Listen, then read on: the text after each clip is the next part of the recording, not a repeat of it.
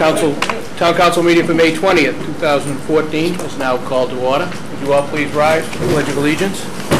Councilor Calla will lead us tonight. I pledge allegiance to the flag of the United States of America and to the republic for which it stands, one nation, under God, indivisible, with liberty and justice for all. Would you remain standing for a moment, please? I have a moment of silence for Richard Dick Tyrrell, who was on our Board of Library Trustees for many years, and he was also on the Winthrop Historical Improvement Committee. So a moment of silence for Dick.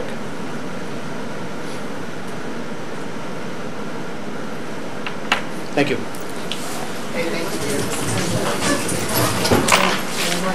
Is Phil coming, or do we know? I'll give him a text. Roll call, Council Clerk. Councilor Calla. Present. Councilor Sanford. Here. Councilor Boncory. Councilor Barone. Present. Councilor Lettieri. Yes. Councilor Boyajian. Here. Councilor Mayo. Vice President Del Vento. Present. President Gill. Present. Thank you. There being a quorum present, the meeting is called to order. We're going to move right into the public hearing on the FY15 budget. Mr. McKenna, would you like to? Yes, thank you. Good evening. Many of you now have, I'm sure, thumbed through our voluminous presentation, and I'm sure some have questions. I'm happy to report tonight that we submitted on May 1st, as per the charter, a balanced budget to the council for your consideration, and I'm happy to also report that we believe it's the strongest budget that we've been able to put forth in my tenure in Winthrop, principally based on the fact that we use no one-time revenues, and it's all built on a very conservative analysis performed by our CFO, Mr. Gordon, on conservative revenue projections.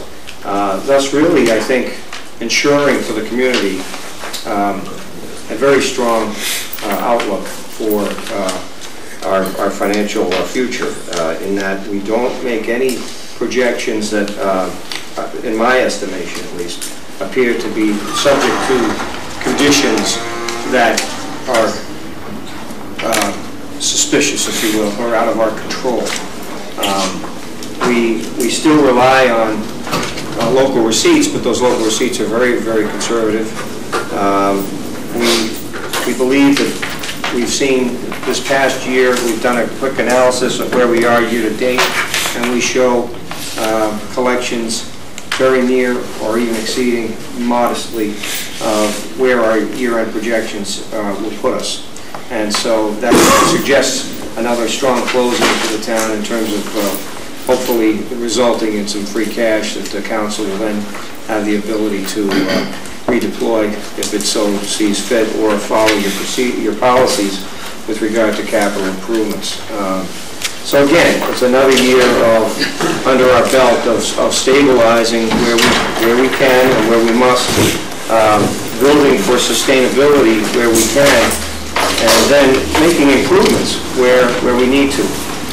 We were not able to fund capital to the level that we were last year, but we believe that we will have opportunity in the fall, when free cash is certified, to revisit the capital schedule and to see to it that we can propose funding of perhaps some equipment or some further improvements in our infrastructure and our streets and whatnot. We do, as a whole, regard this budget as a public safety budget, in the sense that we've built the Inspection Services Department really from the ground up. I think thanks to the council's foresight and wisdom with regard to seeing the need there to be filled and filling it with the proper ordinances and framework. We have also supplemented in areas of public safety in terms of some capital equipment necessary for the police and fire. And we also have added back both a school resource officer which is a great need for both the town and the schools to serve in that capacity. And a final position adding back to the fire department to complete an 8-man shift, complement per shift, which is important for the town. Just this past few months, we've seen several incidences where our staff have performed very admirably, and you know, bringing 6 to 8 firefighters to any fire is dangerous, and we need to do whatever we need to do to buttress and support the fire service to the extent that they need that safety on scene and available.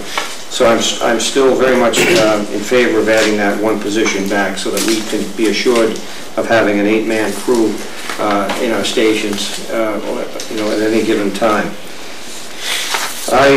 I have recommended an increase in public education, a 2.34% increase, in fact.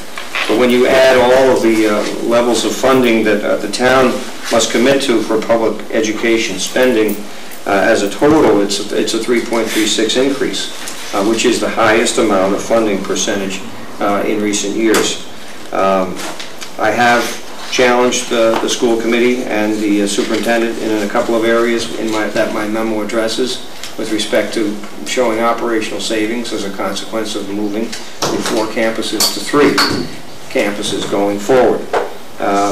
And I believe that they are in the process of adjusting their forecast to the 16,950 that I've proposed.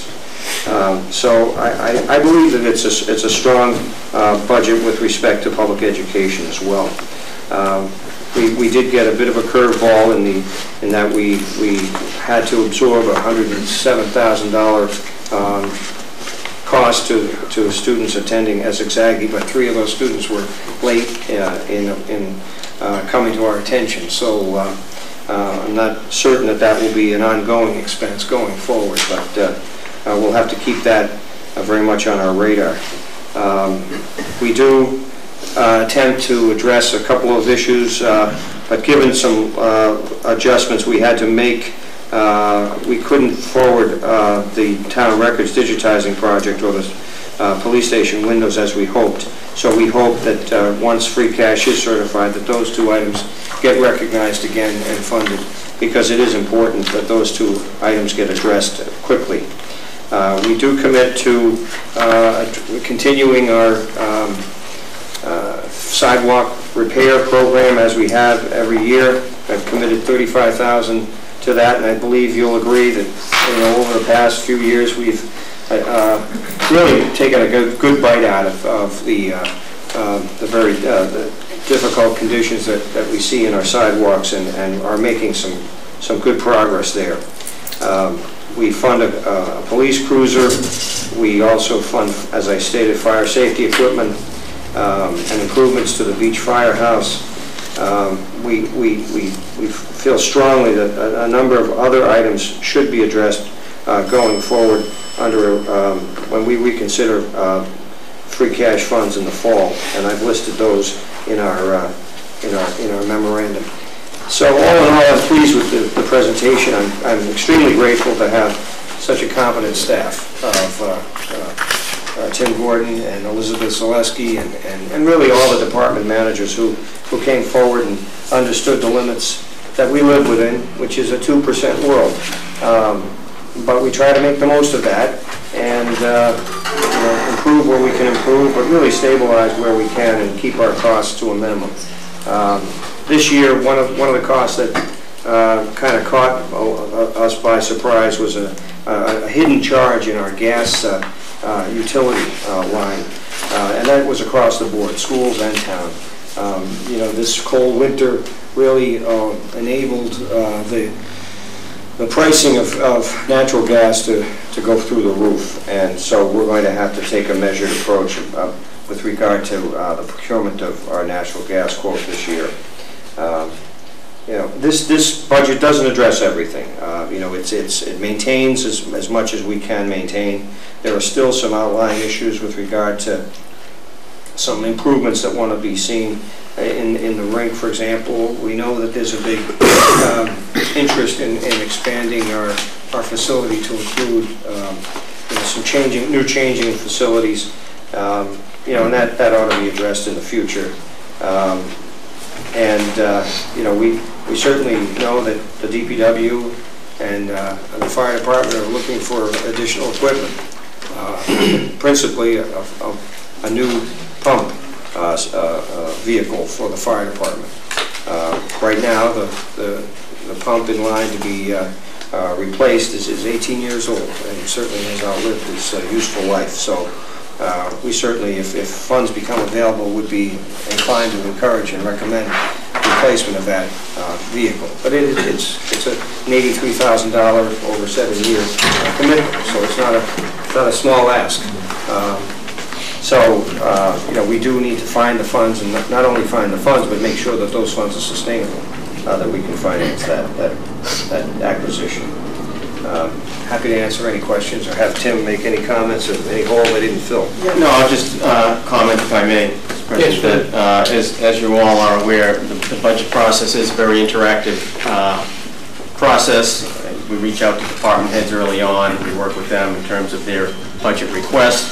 We work with the Finance Commission right up until the end when we get to our recommendation. A couple of areas that I just want to mention is on our local receipts. That's probably the area of the budget where some view it as having the most flexibility. And there's always pressure to move those estimates up, but we took a real hard line on that, and we're very conservative with the projection of local receipts, because if they come in short, the problems that we encounter are far greater than the effort it takes to actually just go along with the desire to have more budget capacity. On the capital budget, as the manager indicated, we took a very conservative approach as well, with the hopes that we'll be able to support more of the items on the schedule once free cash is certified. For the enterprise funds for the recreation and rink, we level funded it. We may, after the close of the year, we want to take a look at where they end up in terms of total revenue for both the rink and rec, and we may want to consider a supplemental or an adjustment once we see how the year closes for those two enterprise funds. And for water and sewer, the budget does not call for any rate increase. We want to see how the year closes this year, and then take a look at that this summer to see if there's a need there or not. Thank you, Jim. Anyone in the public have a comment on the budget? Mr. Osborne. First of all, it's the third year in a row that you haven't followed the charter and how to properly advertise for the annual budget hearing. Mr. McKenna's annual statement in the newspaper is supposed to include explanations of any market differences from the prior year, explanations of same. It's also supposed to identify where all the public can have access to the budget itself to review. That's what's supposed, that the charter requires that. It doesn't matter what's spoken in the town council. The charter requires in the paper explanations of major changes in the budget, and also where the town city employees, the town citizens can get copies of the budget to review prior to the meeting. That's the third year in a row you violated the charter. Is there a reason for that? Do you have any other comment? I can check that out for you. I don't have an answer tonight. I can get you an answer at the next meeting if you'd like. I don't have an answer. Yeah, I'd like an answer.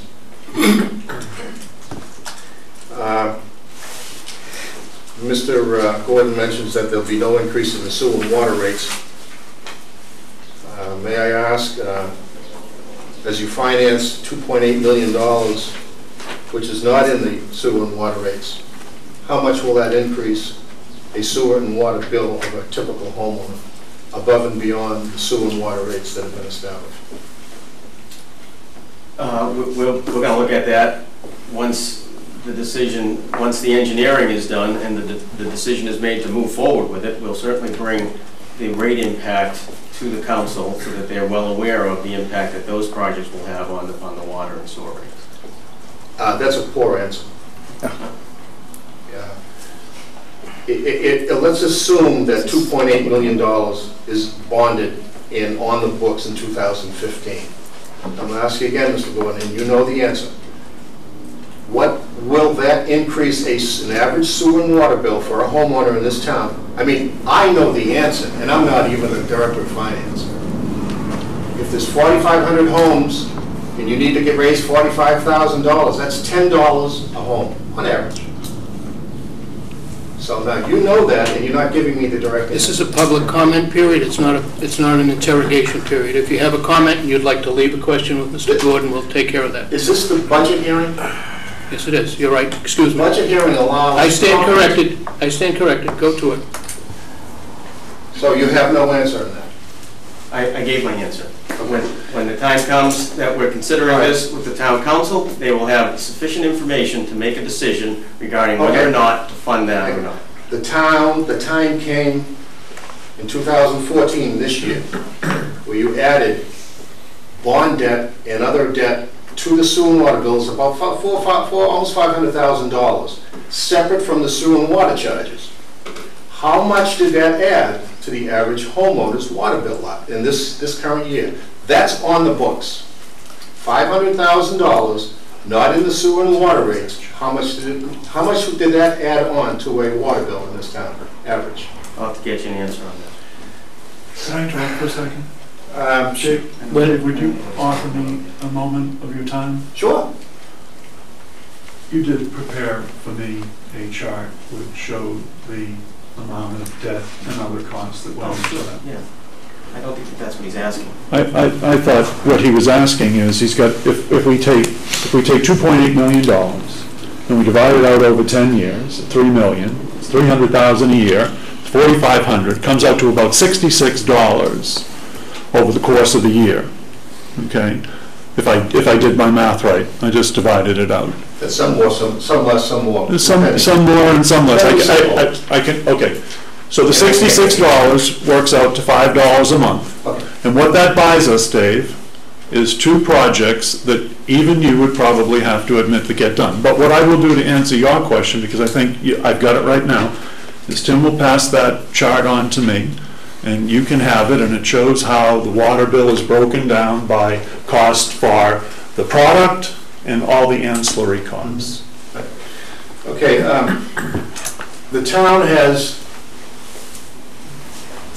decided to finance these contract 3s and 4s and sewer and water pipeline replacements all over town. They've been doing it for 2 or 3 years now. But they've decided to finance it by adding to the sewer and water bills through the sewer and water departments. My question is to the town manager or to you, Mr. Gilchrist. There are other alternatives that do not harm sewer and water bills to finance. One is you can conduct an override for the citizens to vote to see if they want to spend $2, $3, $4, $5 million to repair their streets, and take advantage of that by having a tax break because it would be on their taxes. That's one way to ask the people if they want it, not 9 people here. Another way for this town to finance it and not harm a sewer and water bill is for the town's general fund to fund it entirely. I can give Mr. McKenna and you scores of communities in this state who do that regularly so that their sewer and water bills don't go ballooning out into the atmosphere. They do that to protect their citizens. This town doesn't do that. And the third way that this can be financed and harm the citizens less is for the town to subsidize, make half payments from the general fund and the other half for the citizens. This town chooses not to do. What this town chooses to do is to avoid the debt, the Prop 2.5 exclusion and just simply vote it in. Have you voted? You guys vote 9-0 all the time. Just vote it in and not let the citizens have one single word to say about it. I find that to be very, very disturbing, that it's a continual habit, and it looks like it's not going to stop, because it looks like there's another $3 million going on this year's budget unless you decide to do otherwise. Now, I want to ask, what is the total obligation of the town for teacher, employee, health plans, and retiree health plans? What is the total debt that the town has to pay, roughly? Could you be more specific, because you're all over the place. Very clear question. That wasn't clear. I'm telling you, if you want an answer on what we pay in pensions, I'll give you No, I that. didn't say If pensions. you want an answer what we pay for teacher retirement cost, I'll answer that. No. They're all buckets of different values, so be specific, please. I am going to be specific again, Mr. McKenna. The town pays health insurance for teachers, employees, retired teachers, retired employees. It's a line item we have. Right. Generally, how much is that line item? You have that line item, we gave you a budget, you know what it is. I am sorry, I am asking you, Mr. McKenna, on an annual budget hearing, what the number is. You asked your Employee question. benefits are $6.4 million. Is that simply the health insurance? The health insurance for the schools is 2.5, and the health insurance for the town and the retirees is 3.2. What's that number again? 3.2 for the town and the retirees, and 2.5 for the schools. And That's of under the that, employee benefits detail of the budget. of that, what is the breakdown in premiums for what the town pays as a percentage and what the employees pay? That is what the town pays. What the employees pay is What independent of percentage do they this. pay? It depends. If it's a I believe the retired teachers, the retired employees pay approximately 10%. Right, And the town employees generally pay 15. right, exactly. All right, my point here is, we are getting screwed by this. And Mass Municipal, I'll interrupt for a minute. Would you please watch the slang that you use? if that offends you, I That did apologize. offend me. The word screwed? Yes. Okay. Mass Municipal Association conducted a survey across the state. The average percent that a city and town pays for health benefits for retirees and employees, teachers and retirees, is in the 66% range. We're at 90 and 85%. The average, we are so far over the top, it's ridiculous. And I brought this up in a letter form to Mr. McKenna 2 years ago. And he acknowledged that that was a big problem, and he's going to be handling collective bargaining. Never was touched. Nothing's changed. If you want to change things, you've got to change that. Now, I want to ask, has there been any changes, have you incorporated any changes, as you are allowed to do now, in deductibles, health insurance deductibles, and health care co-pays? Have you made any changes in the last several years? We are members of the GIC, and we had through coalition bargaining, that is, each union has a representative, and analyzed all options with respect to continuing on in that plan. GIC can mandate changes in deductibles and in other costs for their offerings. And those costs have been real and realized by many of the participants in the plan.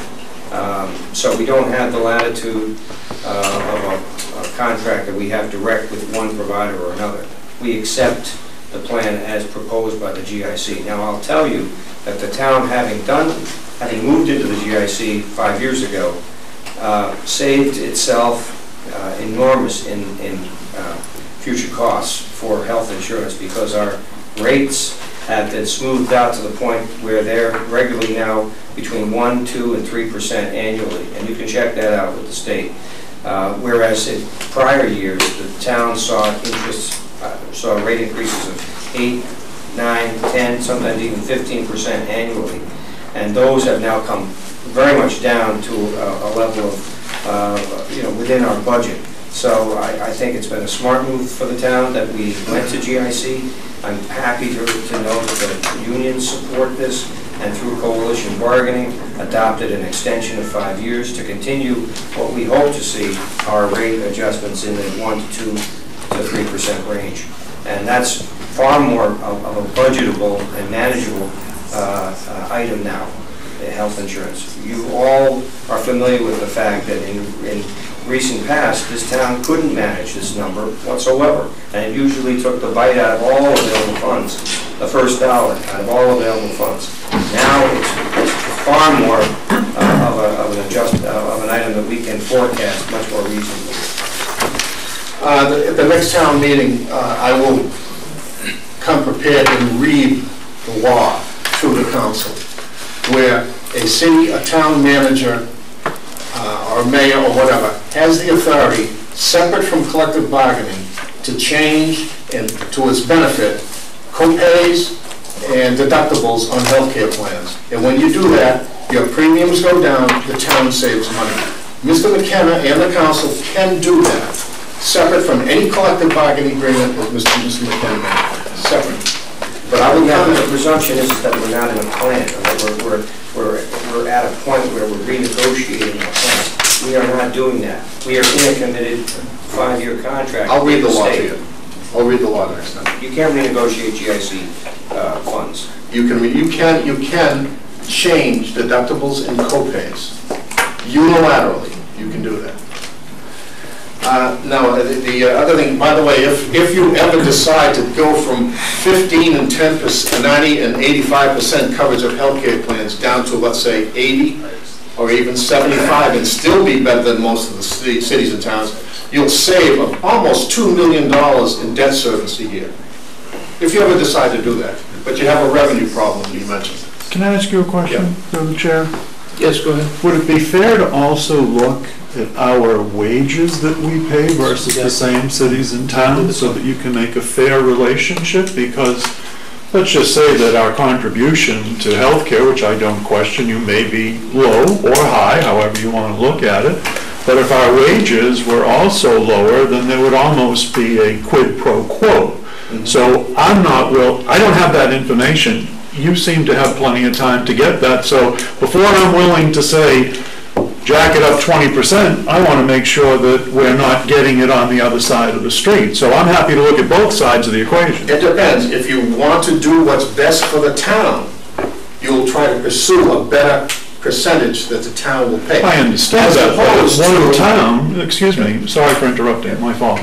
If one town is paying, $100,000 and we're paying 70, and our cost of goods sold, when you add our total cost of labor, is 82 and theirs is 96, then I don't have the same capability of saying to my employee, I want you to take less the salary, less the benefits. So listen, if our total cost is substantially higher, then I'm with you. But if our total cost is substantially lower, then I have to look at that and question it. I think it's society today, you can see across the board. I think, is my presumption incorrect, that there should be some parallel? Because if there is, you'll bring both figures, and I'll take your thought. One at a time, please. I think if you feel that strongly, then perhaps you should pursue paying 100% of the health insurance. If I only had to pay 30% of the employee cost, I think I certainly would. I saw it in the budget, and I started laughing. I said, this is got to be crazy. I mean, they must be doing it just to make themselves feel good. There's a $50,000 line item for OPEB, trust benefits, for health, for pensions. And I do not understand why you're doing this. The first thing is, personally, it's got to be simply just to make yourself feel good that you're addressing unknown future costs of about $11 million the town has. At $50,000 a year, we're in 200 years from now. we may finally fulfill that obligation at $50,000 a year. 200 years, maybe even 220 years, at $50,000 a year, we might get to 11 million. So that whole thing, but you'd never start money like that. I mean, this is common sense. You never start funds like that unless your town budget is solid. Unless your reserves, your stabilization funds, all your surpluses are in solid position. If they're not, take the 50 and put it into your surpluses and stabilization funds.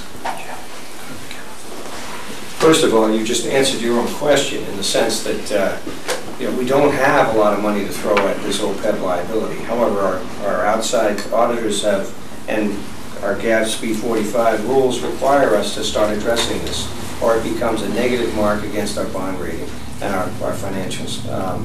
So we do have to show, even if it's token, we have to take the step forward and establish the fund, which we have, and start buying down this liability. Now, you might be aware of the fact that, if you have any kind of financial exposure, say, for example, a bank has mortgages and they have exposure of $10 million.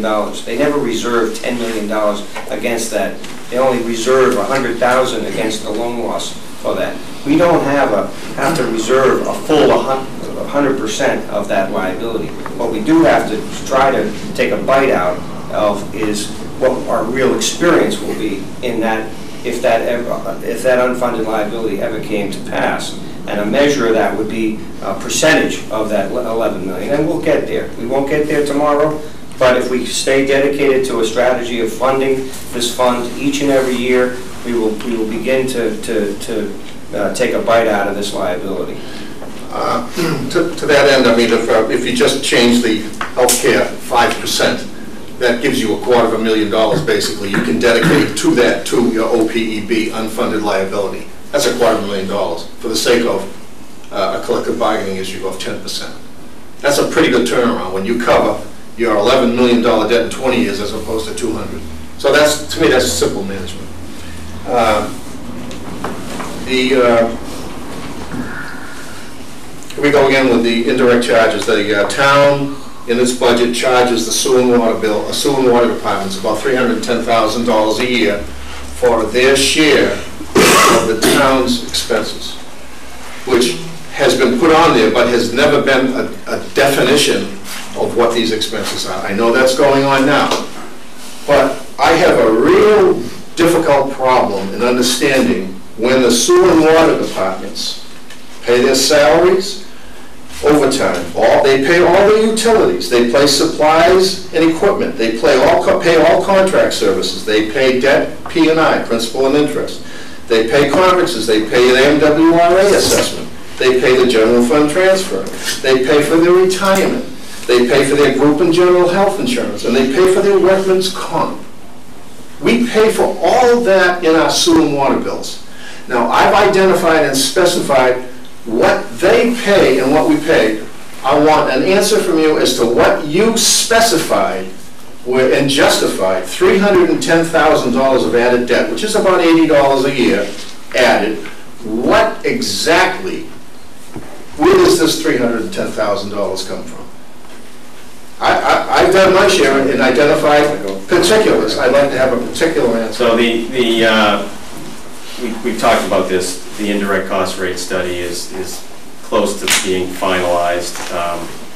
We're charging at approximately 4%, which is significantly lower than many other communities. So we haven't been concerned with overcharging. The types of costs that are in there would be a lot of town hall costs. The treasurer's office has to generate bills and send bills out and calculate the commitments for the water and sewer.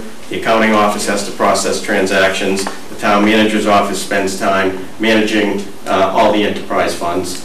And the study that's being performed is not specific to water and sewer. It's taking into account all the enterprise funds, because any effort or any benefit that the funds are receiving from the general fund need to be identified.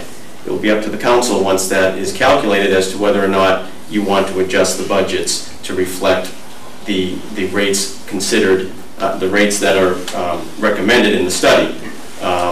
whether it be up or down. But the types of costs that are included in the indirect costs, right, are costs that you can't directly identify as chargeable. If you could directly say, hey, this is the right amount of hours or the right amount of charge from this department, then it would be a direct charge. It wouldn't be an indirect charge. So an indirect cost study is designed to identify how much benefit is being received by an entity from another fund, in this case the general fund. Well, I'll be curious to see how that's built out. That's all in the sense of fairness, I take it. It's based on reasonable estimates and making sure, yeah, the goal is to make sure it's equitable. All right, so now I would say, I want to ask you questions. Where is the fairness when the town doesn't pay its share of the sewer and water bills?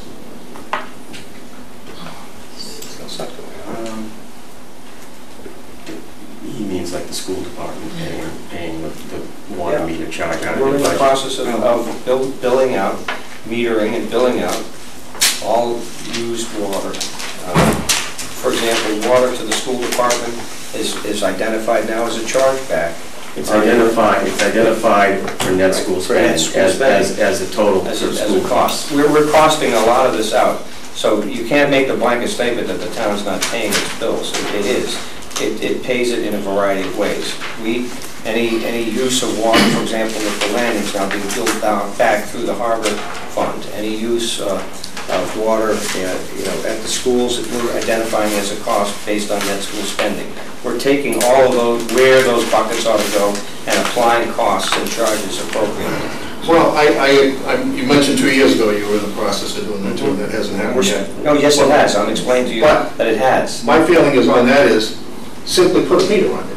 Meter, they pay their sewer and water bill assessments just like as a homeowner does. That's fair. That's fair. Not all this other stuff of we're adjusting. There are meters being applied to other facilities. And in some cases, we don't put a meter on a water fountain, but nonetheless, there are water charges being applied to other departments. In the budget, you have $80,000 in the sewer and water departments for a reserve. You're charging the homeowners about $15 more a year to create an $80,000 reserve. Now, you have, as recent as 30 days ago, $1 million for the first time in the history of this town, nowhere near it. What in God's name are you forcing homeowners to pay more water bills to create, for the establishment of an $80,000 reserve when you have so much money in the fund already? The issue is volatility. We have to pay an assessment from the MWRA based on use. If that use doesn't show up, we need to have reserve there to make sure that we don't go into deficit, as was the experience in the sewer enterprise fund just last year. So it's very important that we estimate a reasonable level of reserve so that we ensure the users that they won't be charged with a premium after the fact. If we can build a reserve there, we won't have to go back to the users and rebuild on a cost that was unforeseen. Reserves are very important, and they are there to ensure against unforeseen events. We have not had an adequate enough reserve in those funds, and we are developing that now so that we don't have to go back and rebuild on an unforeseen charge. Well, I think close to $1 million in the reserve is pretty good to me. I don't know why there's any need, the council, to have any $80,000 obligation on the next year's budget. Comment through the chair? Yes. Go ahead. You do recognize that the Finance Commission went out and found out that while it is $1 million, and that seems like a lot of money, we are one of the lowest communities in terms of our reserves. So while $1 million seems like a lot, statistically, I believe we're still, I think we average at 12.5%, and the state average is 25%. Now, a lot of the stuff you bring up today is sound and legitimate if you want to operate your business that way. So I personally want to operate where if I ask the employee to give something on health, I want to make sure that I'm also not getting too much on the other side, because one of the things I think that has been a remarkable change in the town over the last couple of years is the fact that a lot of stuff is getting done. And we're looking at a lot of things we've never done before, and we're building reserves. I don't take offense to any of the things that you brought up today, but we don't have to think about kicking the can down the road and always having a potential major emergency. We're not doing these road projects because they don't need to be done. We're doing them because we have an exposed water pipe on Francis Street. We have a situation on the hill where we have the same type of impassable roads. And it has to get done. And if you want to push it farther, I guarantee you that 2.8 will go to 4.5. But I will tell you, after listening to the things that you are bringing up tonight, if you can go out and find out that our 10% is egregiously low for the town side and our wages are high, then I'm willing to stand behind you and make that motion. On some of the other things, I don't know that I think $1 million is a lot of money if it was in my account, but when it's in the account of 20,000 people who have a road project that can cost $1 million in an hour when you get a sinkhole on Hunt Ave there, I don't know that I want to be rushing back here and trying to cut 3 people because I have no reserves. That's just my take on it. Other people have a different point, but I appreciate your thought. Thank you, Councilman.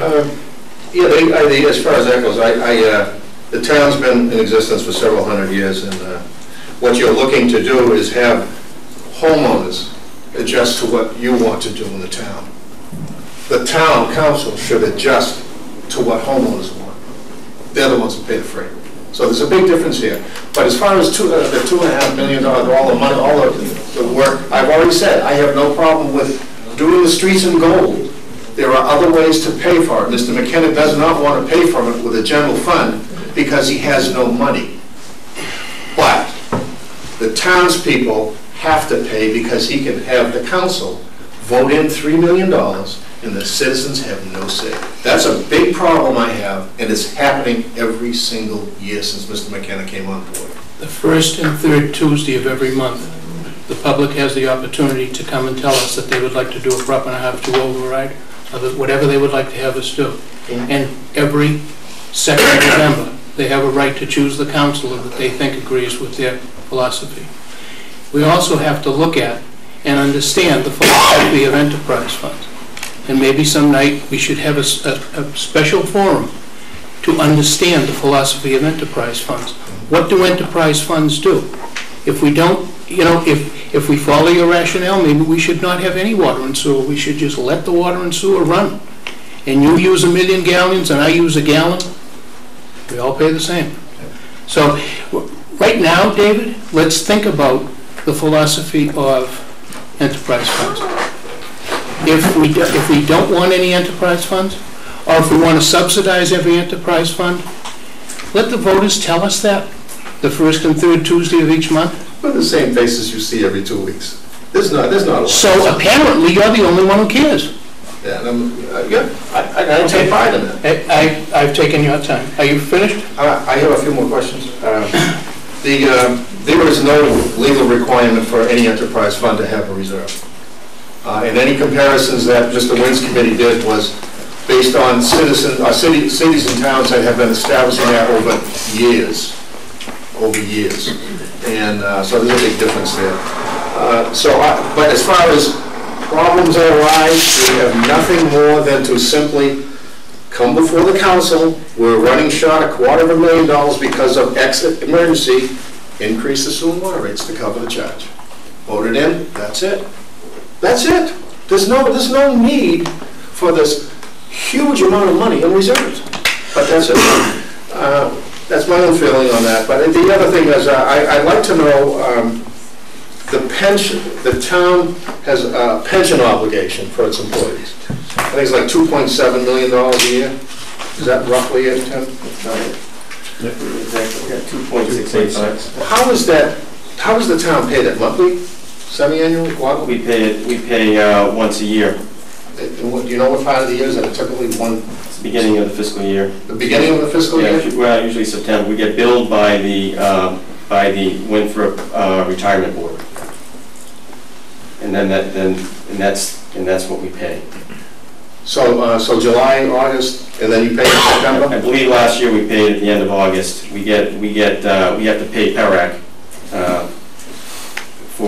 their, for this as well, for this. So this is going through the retirement board to PERAC, who handles the investment. Okay.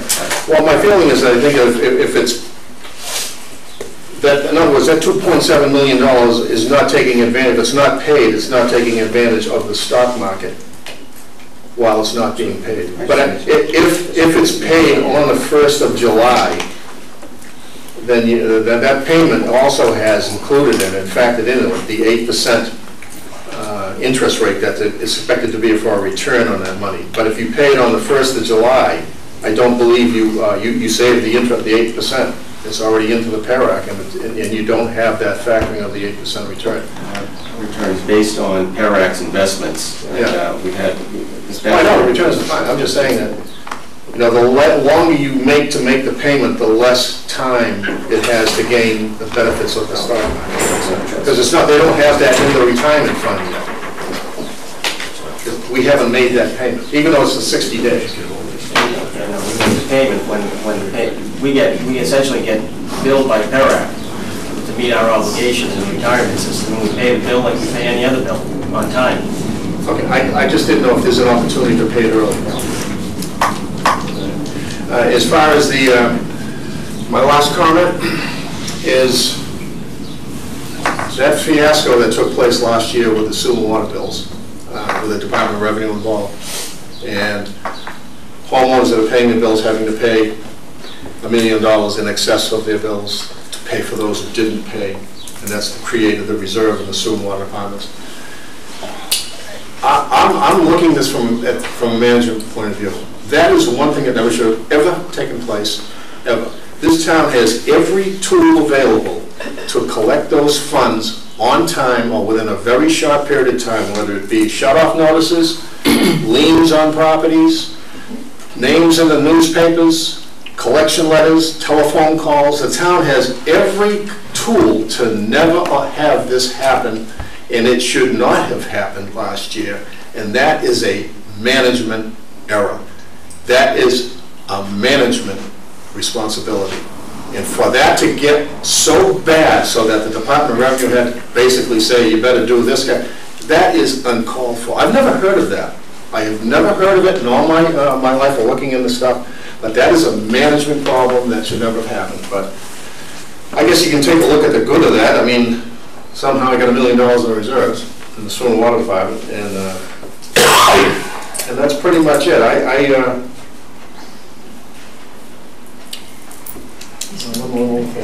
Is the Obamacare health law going to have any effect on the town's health? With GIC, has no effect at all. Thank you for the time. I appreciate it.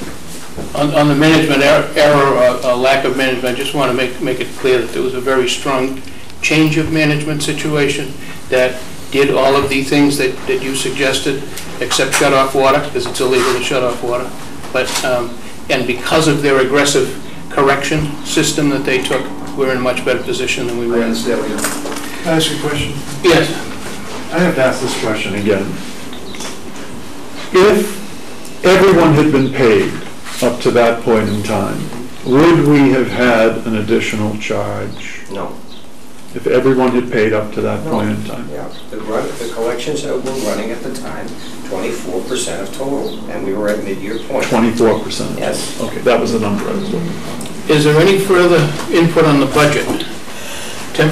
Yeah, I just wanted to make something very clear to the council. The capital projects that were discussed regarding water and sewer are not being funded in this budget through the water and sewer fund. I sat with the Finance Commission here a few months back and we discussed those projects, and I think I was pretty clear that when the time comes to actually make a decision regarding capital projects for water and sewer, the conversation as to how we pay for that has to occur as well, whether it be a rate increase or some other form of funding it. Based on the rough estimates that we have now, and I'm reluctant to give a quote on the total project cost without the engineering being complete, of course, but based on what it is estimated at right now, the 2.8 million, that would be a 10% increase. If it were to go on the water and sewer bill, it would be a 10% increase, roughly 60 cents of an increase on the water bill to fund that. So more to follow. I think that once we get past the engineering and we're discussing whether or not to move forward on either of these projects or both of these projects, that's when we should get more clarity on exactly what the cost would be. We have the engineering, and I think it would be wise to identify funding in advance to avoid future issues down the road, a year down the road, where we're, struggling with, water and sewer fund being potentially in a deficit. Mr. Vitagliano. Thank you, Mr. President. My name is John Vitagliano. I live in Precinct 5. And just a brief comment, if I might, on the budget that was introduced tonight. I've lived in this town for all my life. I think Mr. McKenna and his team have put together a terrific document. I've been responsible in my career for putting together complex budgets myself, both in the public sector and in the private sector. It's a very complex process. In this town, for example, the budget represents really the aspirations and the needs, the values, different values of literally 18,000 plus. People looking over Mr. McKenna's, shoulder and trying to, state exactly what is important and what isn't important. And that's why a budget is the ultimate compromise document in a way, an extraordinarily difficult thing to do. And what it does is, at least in my experience, it provides the basis for planning for the next year for everything that's going to happen in this town. I've read the document. It's an extraordinarily well-done document, thoroughly professional, and it's a real credit to Mr. McKenna and his team and everyone at this table. And I'm saying that as a lifelong resident of the town for the most part. Thank you. Anyone else who has not yet been heard? Do you mind just a couple of minutes? I just want to say, if there's anybody else who has not been heard, then is there anybody else who has not been heard? Mr. Osborne. The two things. The first is that I think Steve, you might be able to answer this. I believe that all water that's used is presumed to be going into the sewer in town. Is that what No. Is that what I am? That we meter the water usage, and there's no meters for sewers, but it's all assumed that all that water goes into the sewer system, and then there's... The way we purchase water from the MWRA, the sewer charge is built into it. That is correct. Yeah. The point I'm asked that. But it's not presumed that it all goes into the sewer. I mean, we know we have irrigation systems. We know, there is unaccounted for water. There is water that's not retained. It's just the structure that we purchase. But I believe this is the issue of second meters. I do flowers and I wash my car, and none of that water goes into sewer. But 60% of the MWRA cities and towns have second meters. That allows that alone will reduce people's sewer and water bills. But I think the town should consider that. But that's one aspect. Just as a response to that, Nick, as a Vice President Oben. I would just check on the statement you made, and you reduce water and sewer bills. If I'm correct, your water bill may come down, but our sewer allotment is going to stay the same. So even though the water usage of the second meters would the sewer charge would have to be made up somewhere. So the water that's used in the residences would have to be, percentage-wise, would increase their ratios on the sewer side. So the water bills may come down, and they may pay for water and not sewer on some of their water, but the sewer bills will go up to compensate for the reduced number. I have Both messages. systems are also assessed differently. Yeah, I have messages in the MWRA. I wanted to come here more prepared than that, but I didn't get a return call. But the other thing, the last thing, Mr. Gilpin. Promise? Yeah, yeah. The MWRA has discount programs. We have none. They have discounts for senior citizens in their towns, low income, disabled, discounts for those who qualify for one or more tax exemptions. They have discounts. They have residential and commercial rates. If you ever applied that, then sewer and water bills for homeowners would go down fractionally, not much, but it would go down. And you also have the opportunity to include the payment of sewer and water bills in with your real estate taxes by following mass law, which allows you to have a tax write-off. All these things help sewer and water bills go down. And none of them have, this is like the 4th or 5th year I've brought this up. All of these. And nobody has ever done anything about it. Not even a $50 exemption for a senior citizen. I guess probably the wisdom of the council has been that It's we've really heard. good. It's very unsatisfactory for me on that. When you're finished, I'll talk. Yeah, Fine. yeah. Go ahead. It has apparently been the wish of the council, the wisdom of the council, and the wish of the citizens that we not shift the payment of one person to another.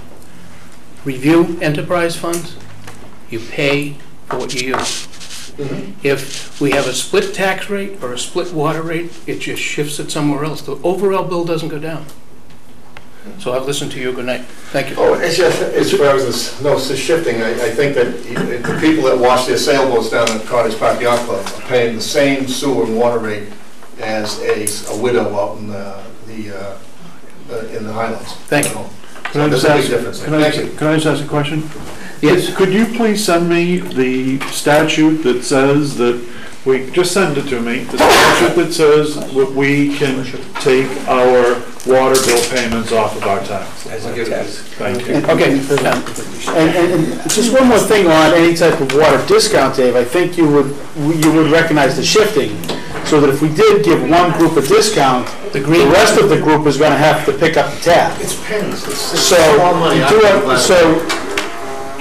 you do understand that anytime that bottom line is still going to be the same. So by going with the water, by discounting things or moving monies around, somebody still has to pay the bill. I'd help a disabled citizen, a senior citizen, I'd help them in a second. I think everybody, it would probably cost me what, $3 or $4. Okay. Is there any further public on the public hearing? Any further public input or council input? If not, the public hearing for the budget is closed.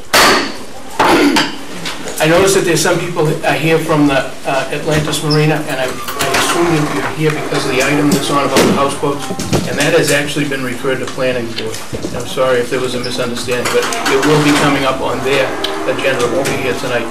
And when I saw you guys walk in, and I saw Marie and Gail, sorry about that. But you're welcome to stay, by the way. Back to the budget, I'd like to take a moment to commend Mr. McKenna, Mr. Gordon, every one of the department heads, and those people who sit behind the scenes with scrub brushes, our Citizen Finance Commission and our Council Finance Committee, for an extraordinary job, a job well done. And I'm sorry Mr. Osborne left. I was going to request it, suggest that maybe he become involved at the meetings with the Citizens Finance Commission and put in his input at that point instead of at the last minute. Yeah, so Dave, if you're watching on TV, I'm glad he's not here. Again, thanks everyone for your input and your efforts. The minutes of May 6th. Motion. A motion for the minutes of May 6th from Councilor Lettieri. Do I have a second? Councilor Sanford? Any discussion on the minutes of May 6th? If not, all those in favor say aye. Aye. Opposed? It's unanimous. Thank you. Public comment. Seeing none. Oh, I'm sorry. Oh, Jerry, okay.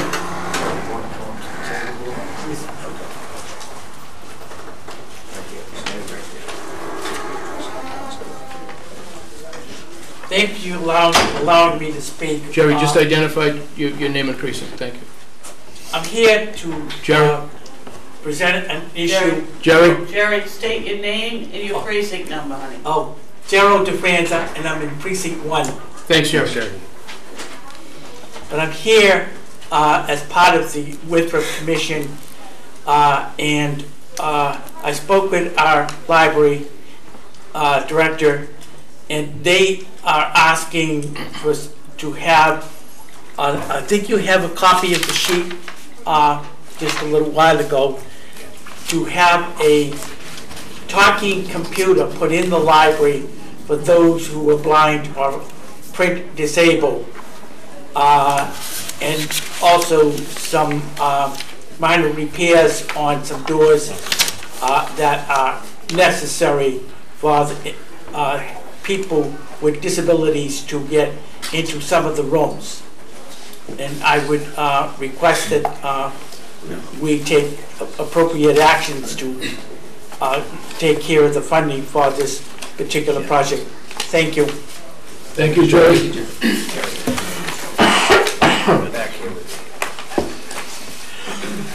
Excuse me. Is there any further public comment? Yes, Ms. Maggio. Jean Maggio, Precinct 4.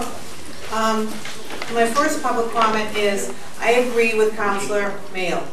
As a senior citizen, I have no objection to paying the $5 for the parking sticker.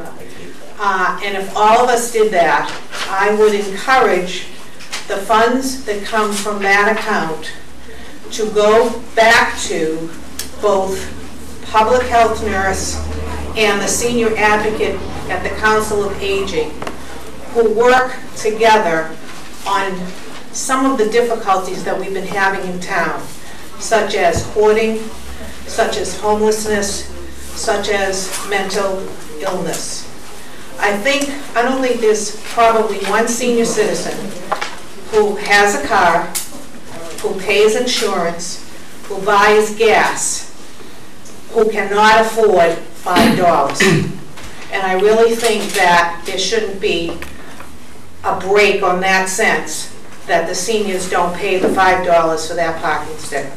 So I just wanted to express my support of Councilor Mayle in relation to the parking sticker program for the seniors. Thank you. And hopefully the money will go for that usage. The second thing that I'd like to make a public comment on, and I realize that this is going to go to the Finance Committee? Commission. The Finance Commission, is the Senior Volunteer Program.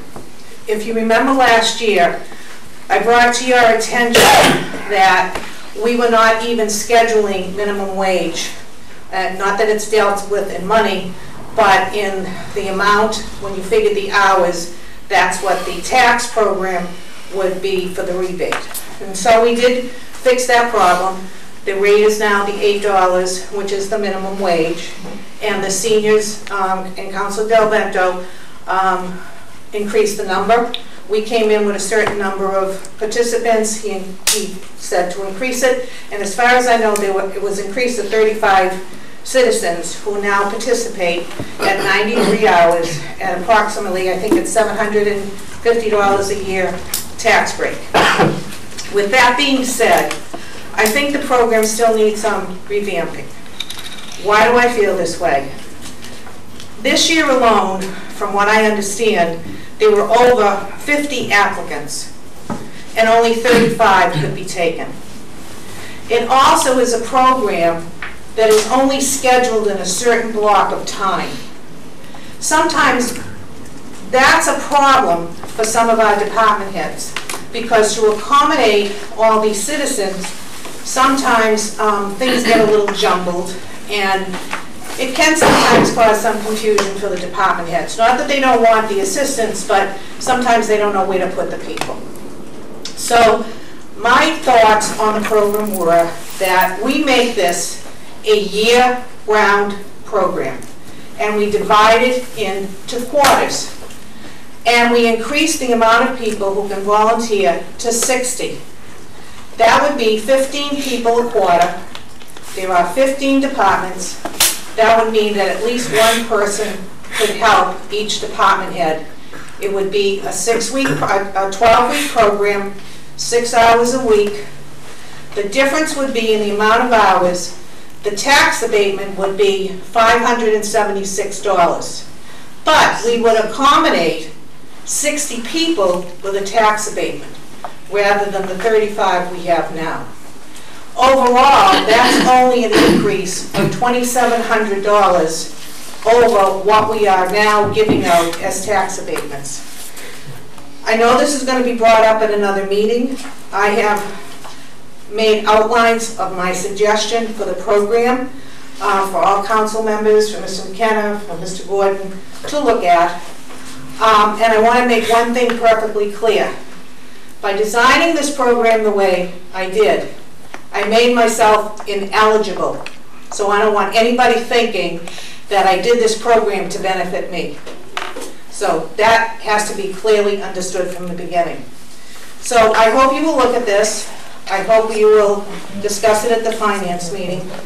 And then I think it also probably will go to rules and ordinance as well, because there are some changes in the rules.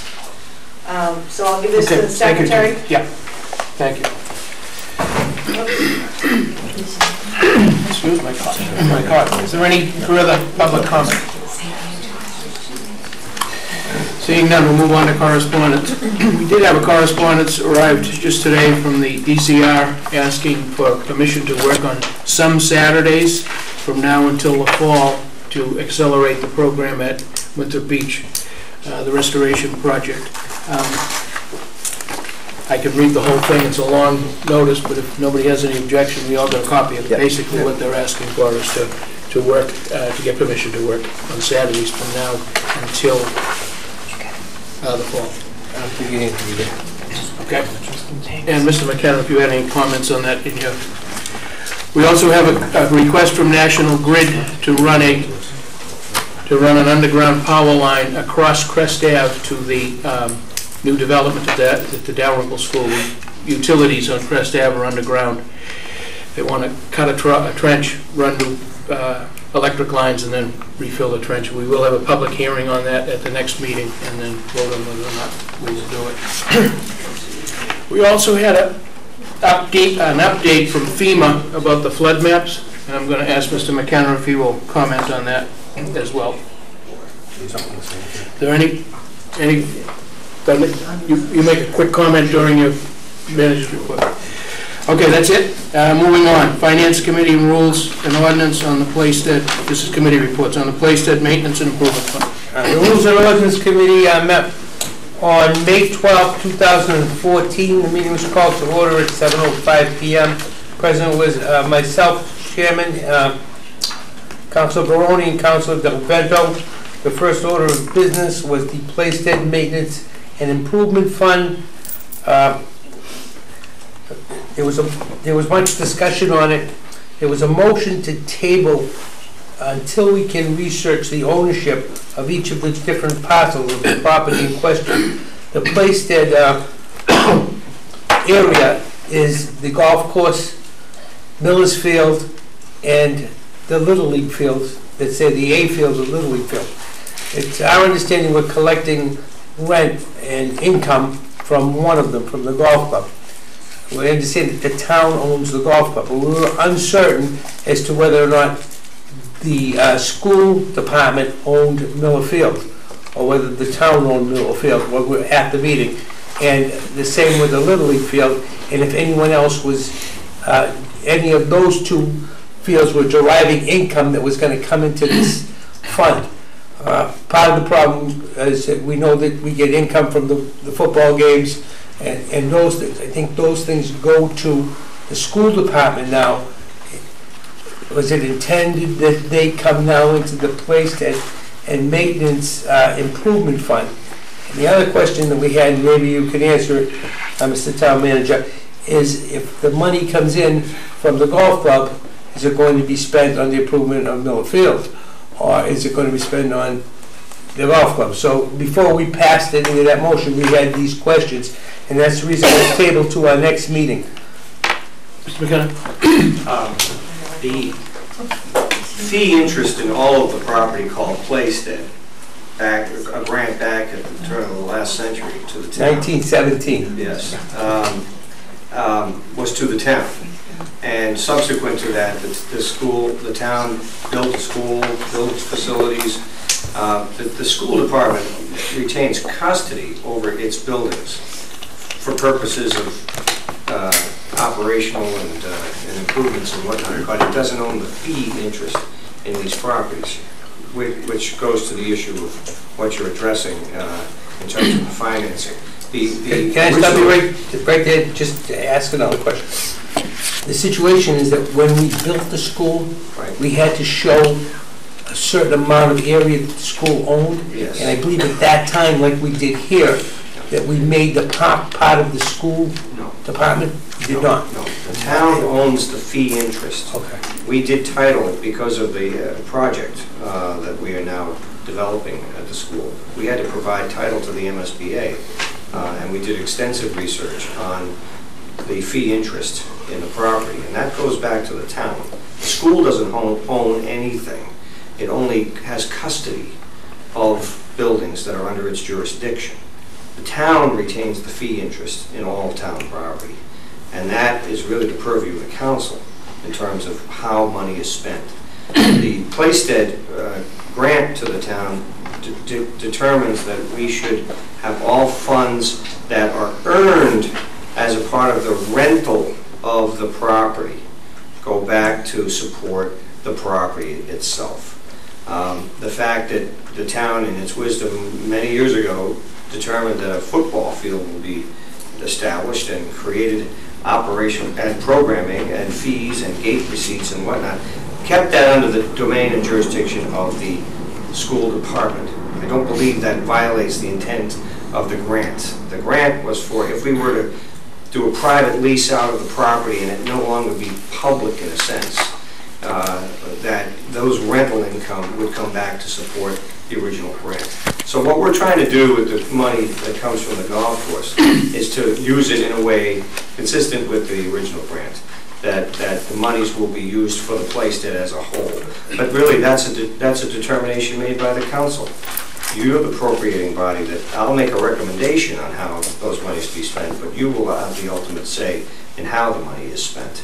And if you decide that money should be put into drainage or other infrastructure around the whole of the property, or go to support something at Veterans Field or something along Cross Street, frankly, because that's inclusive of this Playstead area as well. That's your decision. But we just didn't want to have the money fall into the general fund and go unaccounted for, when in fact it needs to go for the dedicated to the property from which it's derived. Any further questions? No, just to finish my report. We were also asked by the council president to look at the issue of signage in town. And what we did was we researched it, and we have a bylaw, which is 1732-050, section C7, which allows 2 foot by 4 foot A-frame or freestanding signs for businesses during the hours of their operation. The bylaw states that they shall not interfere with foot traffic.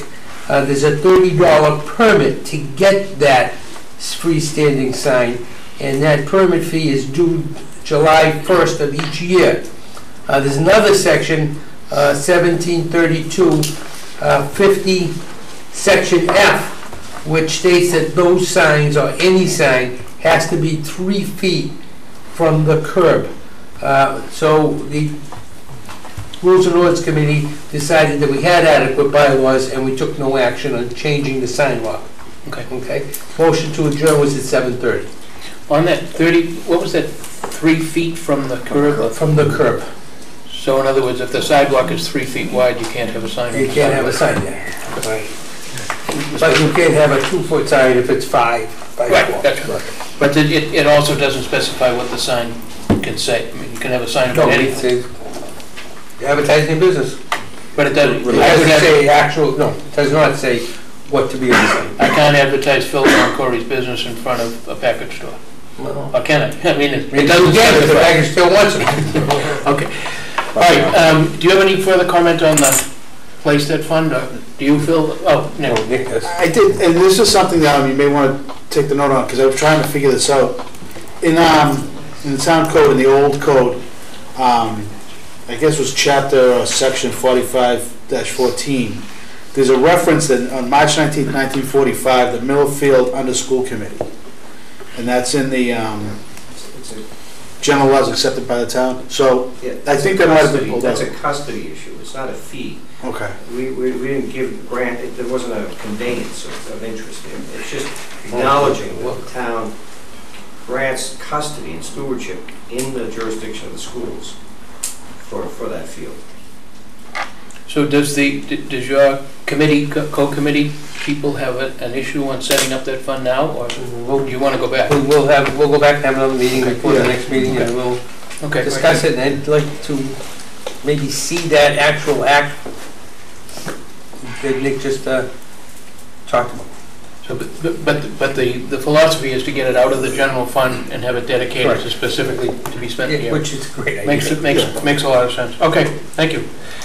The Finance Commission never had dealt with the senior work program, right? No, we'll deal with that Thursday night. Okay. DPW Committee, Council Mail. We are waiting to consolidate the meeting with the engineering. Okay, so that's on hold at this point. Mr. Manager. Thank you. Excuse me, are there any other committee reports that I missed? Okay, Mr. Manager. The DPW is hard at work in preparing the community for Memorial Day. Steve, you want to report on your progress on the cemetery? Yep. The cemetery project is nearing completion. It was a project that was restoring the roadways in the Cross Street section and the upper section, also known as the old section cemeteries. The roads have been repaved. We planted 31 trees in the area. We've just finished looming along all shoulders of the roadways. Hydro seeding will happen on Thursday. We've gotten a lot of feedback from people visiting the cemeteries. A lot of them now that have seen the project come to a fruition understand what we were trying to do. There was some inconvenience the past 3 or 4 weeks, but it's really come together. I welcome anybody to go down and take a look at them. I'm very proud of it. The guys at the department are very proud of the work, and we'll be open for Memorial Day. We also want to remind residents, May 30th, we're welcoming all residents to come down to Pond Street Playground at 8 a.m. To help spread the mulch around the playground equipment. The equipment has been installed. It was installed 2 weeks ago. Once the playground mulch is in, we'll be doing a final cleanup at that site. A little bit of work left to just close up the border that surrounds the mulch, and that park will be one more park done, leaving Coffin Park, which we will begin working on in July. Other than that, it's business as usual. A lot of cleanup efforts throughout the town, and we got the sidewalk contract out to bid. And we've secured our contractor for the Washington Street project, which is from the Winthrop Rapid Recovery money. We're going to be repaving the roadway from Elmwood Court down through Delby's Corner, installing several pedestrian ramps, 2 new crosswalks, and doing some substantial sidewalk work in that location as well. Everything looks great. The parks are really, and I looked out my front window 2 weeks ago down toward Pico Park, and I haven't seen kids on Pico Beach for a long time. There were 15 little kids down there. It was low tide, but they were playing on the beach, and I walked down, and from there I went into the Pico Park, and it was loaded with kids, and it just hasn't been that way for the last 10 years. And I commend you and your guys. And then somebody said drive by Pond Street. Somebody who had been concerned about Pond Street for many years, and it looks tremendous. So keep up the good work. We appreciate it. Council President, just a couple questions. Steve, what time did you say Pond Street was? 8 a.m. 8 a.m. May 30th, which is a Friday. Okay. And I spent Saturday down at the cemetery for the component, and it looks fantastic. The only question I had is Buchanan Street down the end. You put in a hard top instead of sidewalk. Is there a reason? And is that just temporary, or is that going to be permanent? It was the funding that we had. It was the asphalt was there. We just didn't have at this point, didn't want to take too much out of the cemetery loss fund. It would have been an additional $40,000 to do cement sidewalks in that area. So we kept it as asphalt. We did reset the curb, so we are ready. Next time we do it, if we choose to, it was $7,000 compared to $40,000 for the asphalt sidewalk.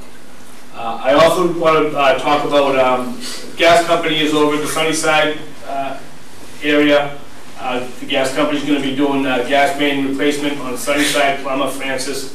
Then they'll be going up into the hill area and doing, they get some substantial work up in the hill area as well. Survey work for the engineering of contract 4, which is both phases of the project, is underway, and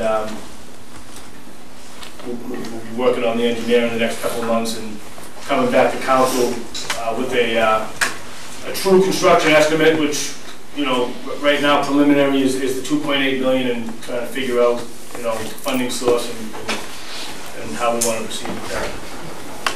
Thank you, Steve. Yes, Liz? I have a question for, I guess, Steve.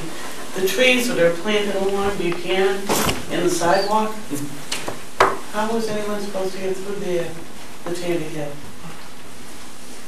On Buchanan? I think it's Buchanan. The side street coming down. Yeah, you're talking about the big trees? They're small, fresh, new little trees all planted in the sidewalk. Yeah. When they grow bigger. Yeah, no talk. It's a different tree. I mean, there's more than 36 inches of clearance. They're not the oak trees that you had before that consumed the sidewalk. It didn't look like 36 inches of clearance to me. I'll go down there and measure. You have about 42 inches between the I'll go double check tree it. wells and the I'll take my tape measure this thing. Absolutely. Mr. McKenna?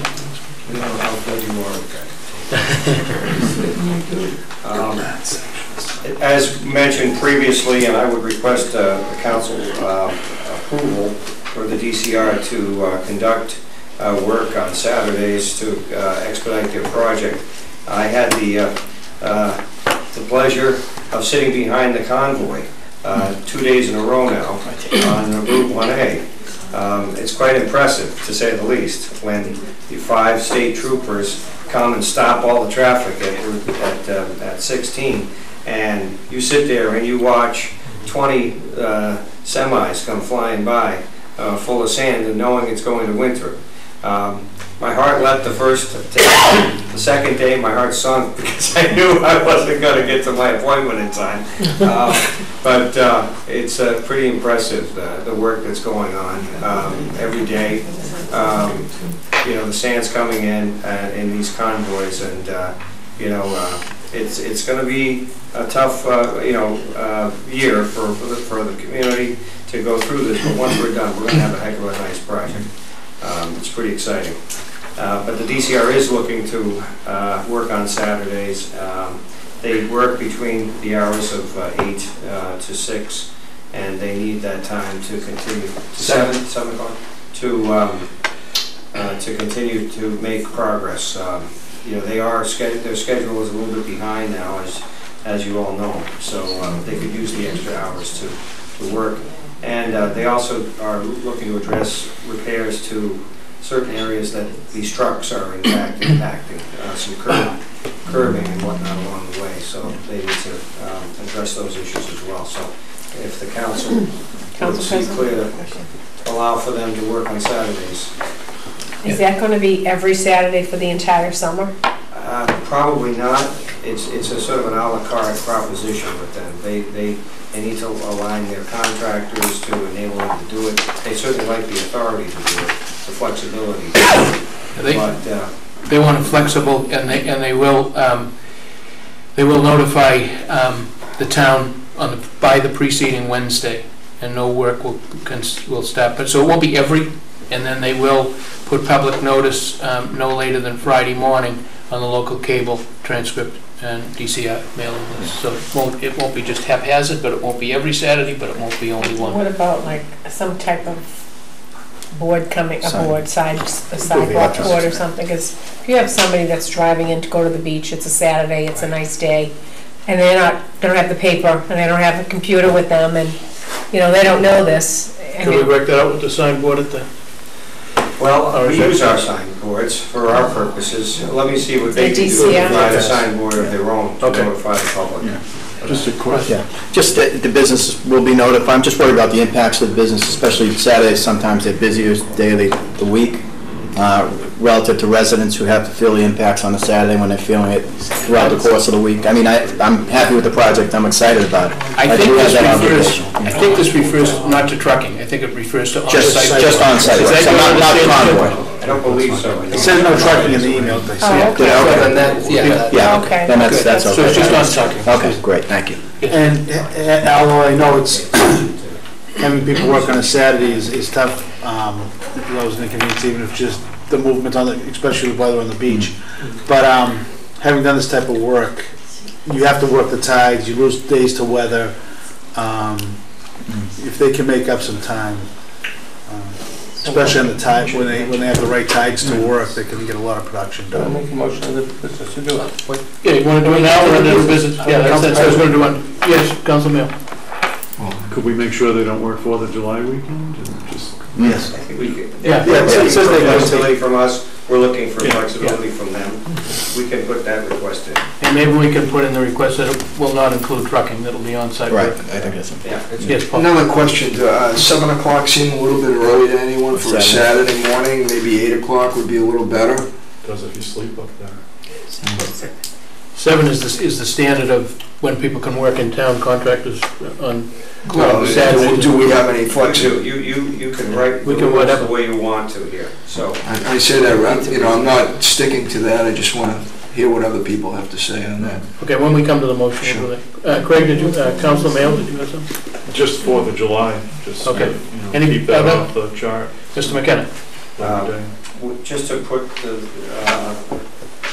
make the council aware, some of you may have received a well-written report by the chairman of the planning board, Mr. Roach, regarding some design deficiencies at the renovation of the hospital.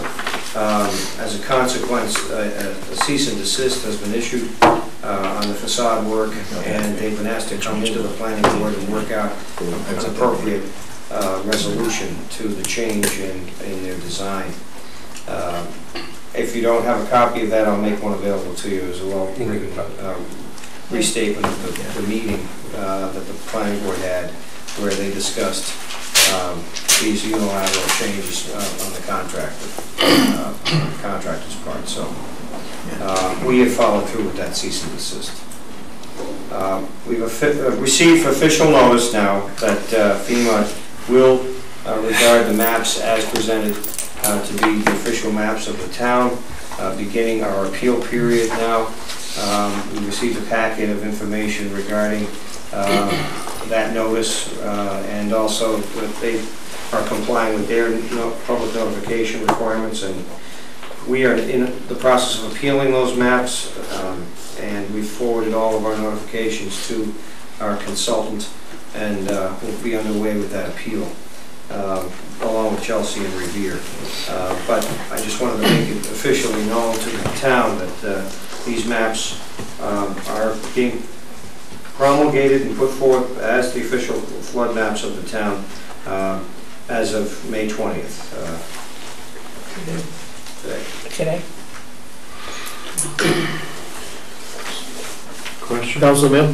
So, can we ask this consultant group or someone to give us a definition? If you are being moved in, what should you do vis-a-vis your insurance? I know there are different rule changes at the state and federal level that apply to that versus the maps, and I know it's a moving target, but... The issue that we're appealing is the basis upon which they determined these flood realignments to occur. Our appeal is scientific. Our appeal isn't about insurance, for example, and how insurance impacts residents. That's something we need to take up as a separate matter, and perhaps get someone available to the town to talk about those issues, if you feel that those issues will be brought up. Well, yeah, you know, that guy we spoke with at the FEMA meeting, the guy that was involved in the insurance, Right. and he said he would come and talk to our insurance agents, because, Right.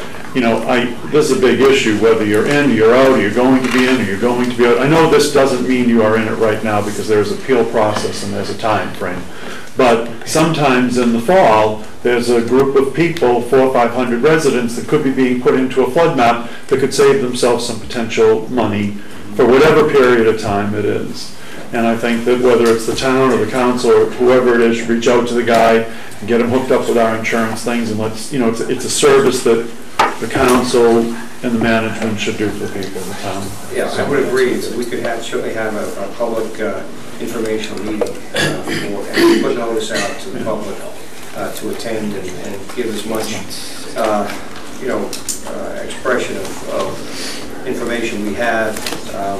If there are insurance companies that want to be available to advise, I'm a little bit reluctant to give insurance information out to folks because every property is unique and every circumstance is unique. So I think we need to make sure that we have insurance folks available to give that one-on-one advice to people. But we can certainly put a workshop together. Yeah, Council President. Yes. Yes, I was going to suggest that, I thought that FEMA was going to have public meetings. Now, I remember the last meeting that they had, it wasn't open to the public. It was open to councilors and so forth. It was open to the public? No, in Revere, is that? Right, it was not. And we went to the one prior to that. They had stated that they were going to have open meetings and they were going to discuss this with the general public. So I think we absolutely have to have some type of open meeting. People really have a lot of questions, and I think that would be a great time to have insurance people on hand so they can explain the whole process. And, maybe they can give someone, some of the areas, a little overview of where the map extended and, kind of stretched out a little bit more, or maybe it receded some other areas, and some people now will suddenly find themselves not in the flood map. But we really do we owe it to the general public to give them some information on this. This is really important, I think. Can you maybe work with Mr. McKenna and get that Absolutely, going? be happy to do that. Okay, thank you. Yeah. Council. Could you reach out to like Marshfield or other areas that have already kind of been at the forefront of this and see what they're doing to address the needs of their constituents? Not so much, I know, the appeals process, but what methods they've done to do that. Anything else? Yes. We are struggling to determine if any service of the ferry will be available this year. We had meetings with Boston Harbor Cruises. They want to see a subsidy in place before they offer service to the town to make sure that they don't lose money in providing a service as a bridge service for the season. They're requesting $36,000. I have started a conversation with both Speaker DeLeo and Senator Petroselli, as well as Dr. Scott of the MBTA, to see if there are any resources available to enable us to bridge our season and provide that subsidy so that we can engage BHC to provide a ferry service for the year. Stay tuned. I'll let you know how that conversation continues. I think the Speaker and the Senator were both eager to help if they can find the resources to do it, as well as Dr. Scott. She's expressed an interest to come out to Winthrop, understand what our ferry service is all about, see what kind of long-term view we can have with respect to making sure that folks, once we have our ferry service up and running, that there's some synergy and transitional compatibility with the MBTA. And so she was sincerely intrigued. I think she understands that ferry service, water service generally is a rising interest in the Boston region. Lynn just opened up a new ferry service. Salem's service is going well. So, ferries are not going away. Hull continues to, beat all the records in terms of how they're doing, basing their whole tourism approach based on that ferry service. So we're kind of stuck in a catch-22 here, where we just got approval to get our key on the street to build our vessel. To have that now, it'll take about 8 months for that vessel to be constructed.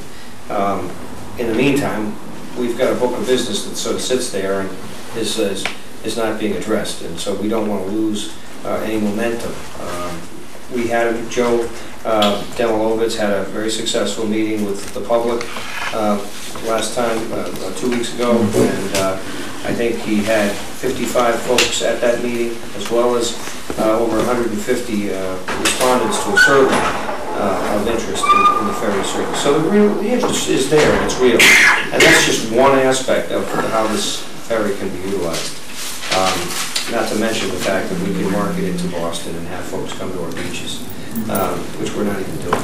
So there's a lot of work to be done here. I'm hopeful that Dr. Scott will come to Winthrop next week and talk to us and maybe bring a checkbook. I don't know. I won't hold my breath.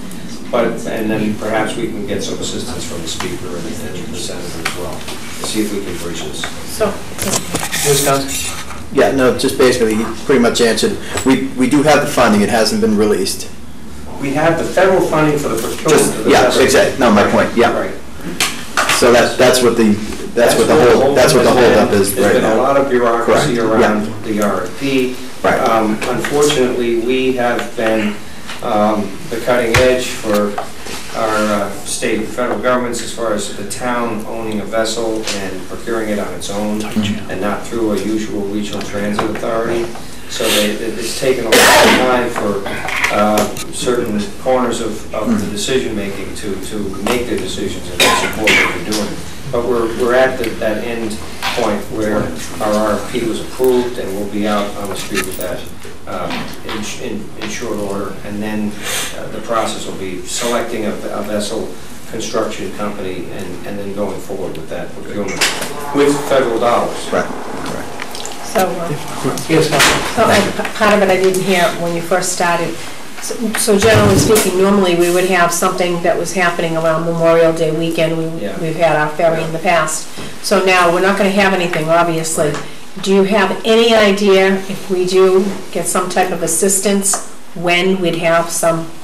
Well, we were something? hoping to see that the BHC, Boston Harbor Cruises, would make a taxi available, their water taxi available, and schedule stops for us at a very minimum. Mm-hmm. They're not even willing to do that at this point without a subsidy in place. And that's what this $36,000 is a subsidy. They don't want to lose money on a proposition of spending the gas and the effort and really taking a vessel out of service for another use that they know is going to be gainfully used to something that's more speculative on their part. So they want to make sure that they're not going to lose money. I know. I hate to see us lose a presence on the water. I mean, we worked so hard to get to that point, you know, and so hopefully something will happen. Two questions. Where did Lynn get their money for the ferry? They got a subsidy from the Seaport Advisory Council. They got a subsidy for the entire amount? Or 2 years, yes. For a 2-year subsidy? Yeah, over $1 million in subsidy. And who's running the vessel? Boston Harbor Cruises. Well, you know, it's interesting, they want $36,000 and wouldn't be, I think they pay their captain about $17 an hour and their crew about $12, so they're looking at $40 an hour and they ran, what, 3 hours in the morning? Looks like they're, I mean, I have to do all the math, but it wouldn't be surprising if, you know, the break-even proposition would be $36,000. I think my question could answer, I was going to say, we contacted Lynn to see if they would make a stop here on their way in, but it's the same company. It's the same company operating. Okay, Mr. McKenna. Continuing on, as I mentioned, I met with the speaker on Monday. He and I went over a litany of items on behalf of the town. He took a strong interest in a number of issues that we discussed, not the least of which was recognizing that the MWRA agreement is expiring this year in 15, and that we need to re-engage the MWRA to renegotiate that impact agreement. Also, we talked about Veterans Road and the drainage challenges there, and the lake, and the fact that that is probably the largest project we've got looking out the front window for us right now. We're discussing, so we're getting an RFP out to get engineering done for that project to determine how extensive that project will be, and to see if we can then apply for any grant funding at the state level for parks improvements and any other resources that might be available to supplement that effort. We had a long talk about, you know, a multiple number of things. He's concerned about the economic development of the town. We talked about the idea of creating a, what were we going to use the middle school after we used it as a high school? That subject came up. He's very interested in some ideas that we've shared, you know, in looking at adult education options there and some other town uses as well. He's been, asked on the street, gee, we'd love to have a pool. Gee, we'd love to see the Y come to the middle school. Gee, we'd love to do this and that. So, God bless you. It's important for him to understand where we are in our thinking, and so it's or what we're considering as we look at these important issues, and he has some answers ready to address, his constituents' concern about these issues as well. He wanted to know how the beach project was going over, and he's excited to see the progress there. All in all, it was a very positive meeting.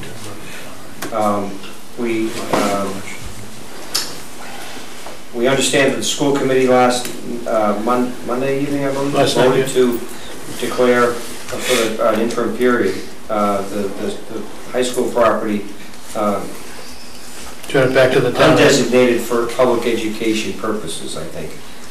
So turning it back over to the auspices of the council, you will have to vote to accept that, and I hope that you have, that on your agenda to accept the custody of that facility again, so that our contractors are really operating under the town's auspices and the SBAC, and not under the auspices of the school department. Right. Speaking of which, the groundbreaking for the middle high school project is on June 24th at 12:30 in the afternoon. And two quick items. I did receive notice that our health director, Eric Moore, has resigned. And I thank him for all his service to the community. And the CFO has an update. Sure. In your Dropbox, I put in the financial report through April 30th. Just quick highlights on the revenue. The general fund looks really strong. Tax revenue coming in is very close to the projected budget. Keep in mind, this is through 4/30, not through today. But when I look at numbers through today, it's even obviously a lot stronger. The enterprise funds, I'm not overly concerned, but it's tougher to look at that and state with great confidence that everything's okay, because water and sewer was billed at the beginning of May, due in June. So I'm optimistic that that's going to close out on the right side of the ledger, but we still have money outstanding because of the billing cycle. The rink fund, almost everything is in. Actually, to date, they have surpassed their revenue budget, so they're at $272,000 as opposed to the $257. $257 was through 4/30. And recreation is strong, but keep in mind their budget was increased last year, so their goal was a little bit higher. Last year their budget was $310,000. This year it's $338,000, but they're still about $35,000 above in terms of revenue above where they were this time last year. So Sean's watching that closely. Expenditures, we have a number of motions that we'll discuss to help close out this current fiscal year. Everything that we are recommending is from within the general fund. We're not looking for funding from free cash or from other sources to balance out this particular year. And under the special revenue funds, you might notice there's a middle school, high school that fund. That's the building project has a deficit of $1.5 million. That's simply because that's actually going to be cleared now. Our $8 million of initial funding came in this past Friday, so that will clear out this deficit and set us up to go right through to around the August timeframe. So this first run was some short-term borrowing, and the next set of borrowing is going to be the first long-term borrowing of approximately $24 million. We're going to try to take advantage of rates where they are right now, and then finish the project up with short-term, and then at the very close of the project with the last piece of the long-term funding. And I also added, I got the free cash tab there that tracks that. I added the water sewer retained earnings tab, which shows you what we have for a balance there. There's only been 2 motions to vote money from those funds. And That's all I have. Councilor Mail. Question. So you said that it's, the rink is like 280 versus 250 on the revenue side. 272. 272. 287 versus 272. And what's the expense line? The expense, we think we're okay. We're just sort of rattling the trees to make sure we have every bill that they have down there up here for payment. And if you did? It's close.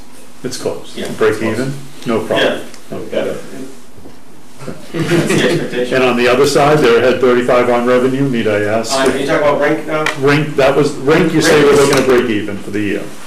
Looking to, yeah. If it doesn't, it's going to be very slow. Don't even bother. And the other one, the rink? The rec? The rec, sorry. The rec, where are they, on their expense side? You said the 35 on revenue. They're projected to go over, there's motions here totaling $15,000 to cover some payroll and some other costs. Okay. And coming from their retained earnings. Which is our $40,000. And the 8 million of school funding, that gets us now to be able to put the 170 back in the sale land fund? You don't do that until the end of the fund. You gotta wait until the end in like 2 or 3 years from now? Well, we're done borrowing. 2 or 3 years from now. Yeah, because spit it out quick. I can explain the reason for that if you want to know. If it's a law, the MSBA tracks it in their budget. They want their budget to tie with our budget. They're including that in there under feasibility. We're tracking what's owed back to the sale of land, and that will be returned. I trust it will. I just wondered when. Any further questions for the manager or the CFO? I just had a thing I had mentioned to you, Jim, about the water bills, the questions that I had gotten on the water bills, and I had 3 people ask me out of all the people in town, and one, I responded to 2, and the third lady, when I responded by email, just asked her to call me. She didn't. She said she was all set. But what I looked at in the explanation, I thought was pretty revealing, that we went from a 75-day period to a 90-day period, which is the normal time frame, to a 115-day period. And I understand it's because of the issues with the equipment we have to read. But I thought it was interesting that with the 2 people that I did talk to, we took the number of days, we took the reading and divided it out, and their per day use was almost exact. In fact, the lady who had the largest concern and was the most aggressive in her concern, her per day use actually was less, and her per day cost was less, and she was very, very calmed and appreciative of the thing. So, and I think people, had the impression that our water rates went way up, and they didn't. They stayed. The rates were stable. The use was stable. The confusion was that it looked like for 3 consecutive periods their water bill went up, and it did because of the 75 days to 90 days to 115. Did I do it right? You did a great job with that, and not only that, but you just sort of teed up the idea that someday, once we're fully installed in our radio read system, that we will be able to have the ability to go monthly on our bills. I think sticker shock of a quarterly bill is tough, no matter what it is. And I think people plan their lives around month to month. And if we can get to the point of being able to issue monthly bills, I think a lot of that concern will... It's not only sticker shock, it's more of a habit. They should say you're waiting for it each month. Councilor Beard. Of the water that we get billed for and the water we can account for, what percentage, I guess, is lost or that we can't account for it? Steve, good. Before the project started, we were as high as 22.5% unaccounted for. Unaccounted for. Unaccounted. So of the water that we brought into the town, we were only billing out 70. So for 1 million gallons, your 800,000 was being billed up. But let's understand that a good piece of that was now, municipal, that we've now charged back. A good piece, we've pared that. No, that's why I was just wondering to get an idea. So the real, sort of the interesting piece of that, right, which is what we suspect is misappropriation of water, right, is more than about 8%. I was told about 7%. 7%? Of that 22%. All right, any further questions? If not, moving to new business. Could I have a motion regarding the work for the MWRA on set? I'm sorry, we have the old business has all been postponed, so we move to new business. I'll make a motion that the town council allow DCR to work on Saturdays from 8 to 5, other than Saturday, July 5th. Second. Motion by Councilman Corey, second by Councilor Lettieri. Any discussion on the motion? Question, what about the time we're gonna? Hold on. Just said Is there, would you repeat the motion, please, Council? The motion was that the council allow DCR to work on Saturdays other than July 5th from 8 to 5.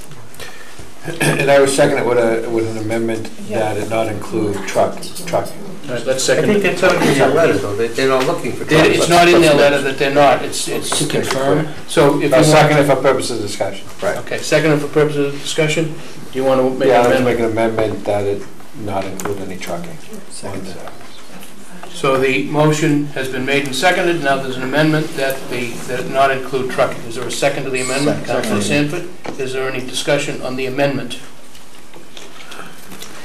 If not, all those in favor of the amendment say aye. Aye. Opposed, unanimous. Back to the main motion, Councilor. I'd like to further amend the motion that the hours be between 8 a.m. and 6 p.m. We had 8 and 5, you want to change it to 8 and 6? Oh, I'm sorry, you said that, you said hours? Yeah. Yeah, I wasn't paying attention. He said 8 and sorry. 5. Do you want 8 and 6? No, that's fine. Is there any discussion on the main motion as amended? If not, all those in favor say aye. Aye. Opposed? It's unanimous. Would you take care of notifying? Yes. Thank you. And just, Council President? Yes. And just, I know you talked about some signage, I think it's important, maybe if we could get them to step up for that, would be great. A motion from the town manager that the town council, I'm sorry, yeah, that one.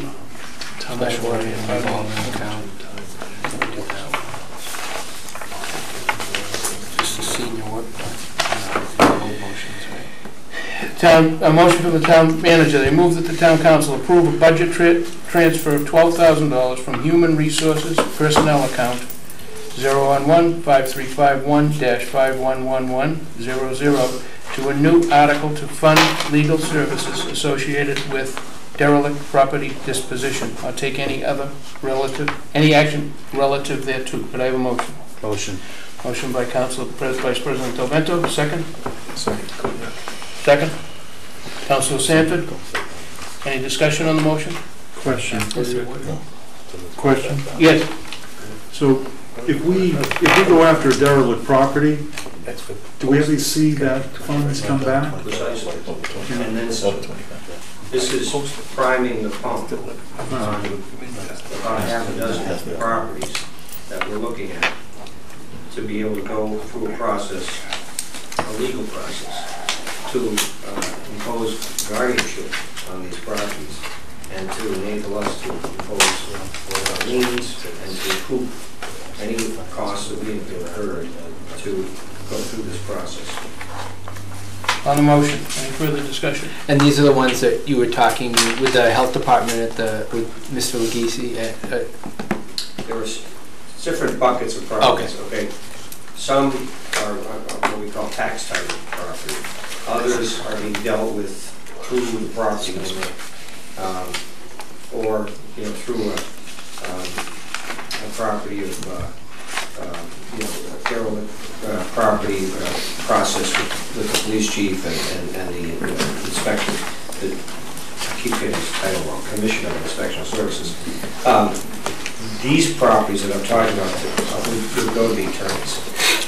Where there's a bank involved, or the person is unaccounted for, who may own the property, or is not responding, and then we have to go to court and go through a procedure. What happens is these folks are paying their These taxes. folks may be paying their taxes, right? Through a bank or some other means, but they're not responding to the state of the property. Any further question or comment on the motion? If not, all those in favor of the motion, say aye. Aye. Aye. Opposed? It's unanimous. By the town manager, I move that the town council approve a budgetary transfer of $10,000 from the library personnel account 0161051 to the town manager's contract services account 0111-252-544350 and $4,000 from the unemployment account 0191051-517200 to the town manager's contract account services account 0111-252-544350 for the purposes of funding legal services for contract negotiations or take any other action relative thereto. Do I have a motion? I have a motion? Motion by Councilor Del Vento, seconded by Councilor Sanford. Any discussion on the motion? Just a question. Yes. So I know you encumber anticipated salary increases in the line item in the budget. Why don't we take this fee in that year? It's a bill that has to be paid timely. We can't, I would love to do that, but I can't. I have to pay it out of existing funds and not incur a bill that gets pushed over to a subsequent fiscal year. I have to find the resources today to pay our legal fees, knowing that the outcome of those will be felt, in the next. But are we actually in negotiations with these people right now? 6 unions. Okay. All right. Because we took another bill up front for assessing. We took a 2014 hit on an assessing bill. And just, I spread out the easy monthly payments a little, but. That was to start work on the triennial evaluation early. So we didn't have the money for them to start doing that without funding it. Otherwise they would have waited till July. And yeah. No, I knew all the time. It just, you look at it and you say, geez, we're always paying our bills up front, or someone else would. So. Any further discussion on the motion? If not, all those in favor say aye. Aye. Aye. Opposed? Unanimous. Thank you. Motion from the town manager. Motion that he moved that the council approve a budgetary transfer of $26,000 from the unemployment account 0191051-517200 to the police overtime account 0121051-513100 in the amount of $12,000 and the police contract services 0121052-544350 in the amount of $14,000. Motion. Mr. President, I'm going to ask that we amend this motion and make it into 2 motions. Bifurcate. Yeah, and so I would make the motion that, a substitute motion, first that I move the town council approve budgetary transfer of $12,000 from the unemployment account 0191051-517200 to police overtime account 0121051-513100 in the amount of $12,000. Is there a second? Councilor Sanford, second. Any discussion on the motion of moving the 12,000? Councilor Mayo. Yeah. So this unemployment account had $36,000 leftover money in it because we budgeted incorrectly. It seems like a treasure trove of cash. Enough people left. No? Did I miss something? Wasn't it 26 for both of them?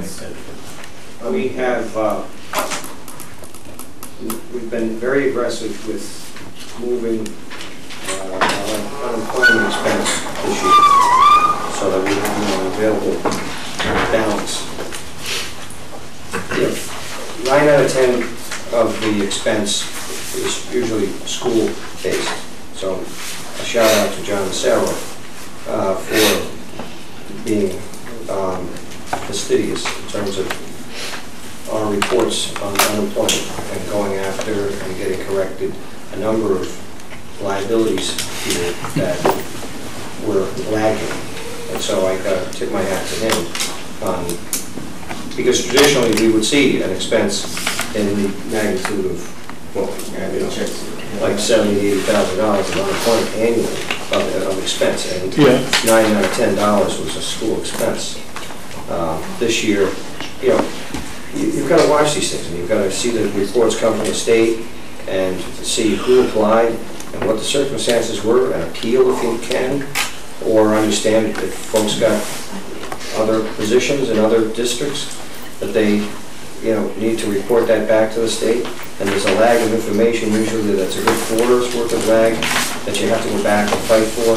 There's a lot to it, and I give credit to John for being aggressive with not allowing for folks to be collecting unemployment, you know, while other circumstances are proven.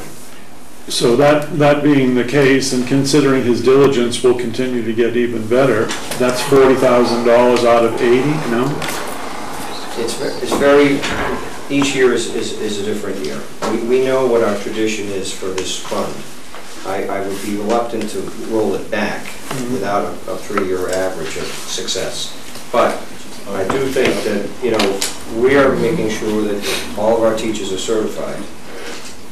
There could be some change in personnel this year on just that issue alone, where we ensure we are, you know, and this is hedging against that effort to make sure that our teachers are all certified.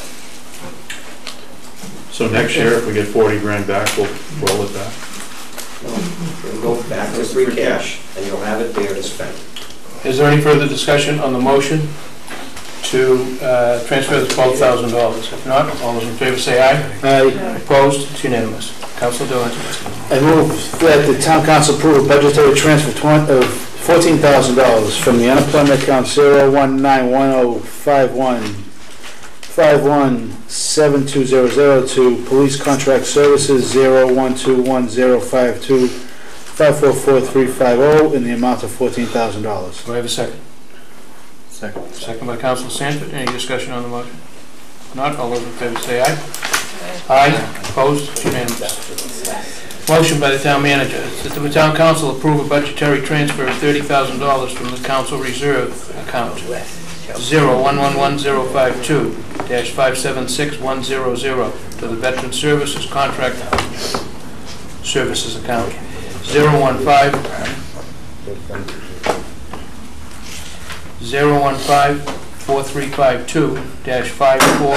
015-4352-544-350 for the purposes of funding veterans' benefits in accordance with Mass General Law, Chapter 115, and take any action thereto. I'd like to have a motion to refer. Motion. Refer to Finance Committee. Right. Councilor Sanford, motion to refer to Finance. Do I have a second? Second. Rudy, Council President, just a Yeah, I can just do what I know. message from the Rules Committee. Yeah. All right. Rule 12B says ordinances and measures which require an appropriation which is $25,000 or less shall be sent to the Finance Committee or other committees for recommendation. Appropriations above $25,000 shall be sent to the Finance Committee, come from the Finance Committee, and be published before we do it. Right. That's what we're going to publish it for a public hearing next week. That's on That's there. right.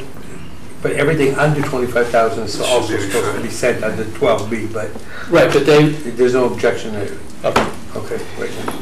I thought that he was saying that he was waiving Doing it that. as the Finance Committee. Yeah, as a Finance Committee person. Was that your intention? I was hoping so. Okay.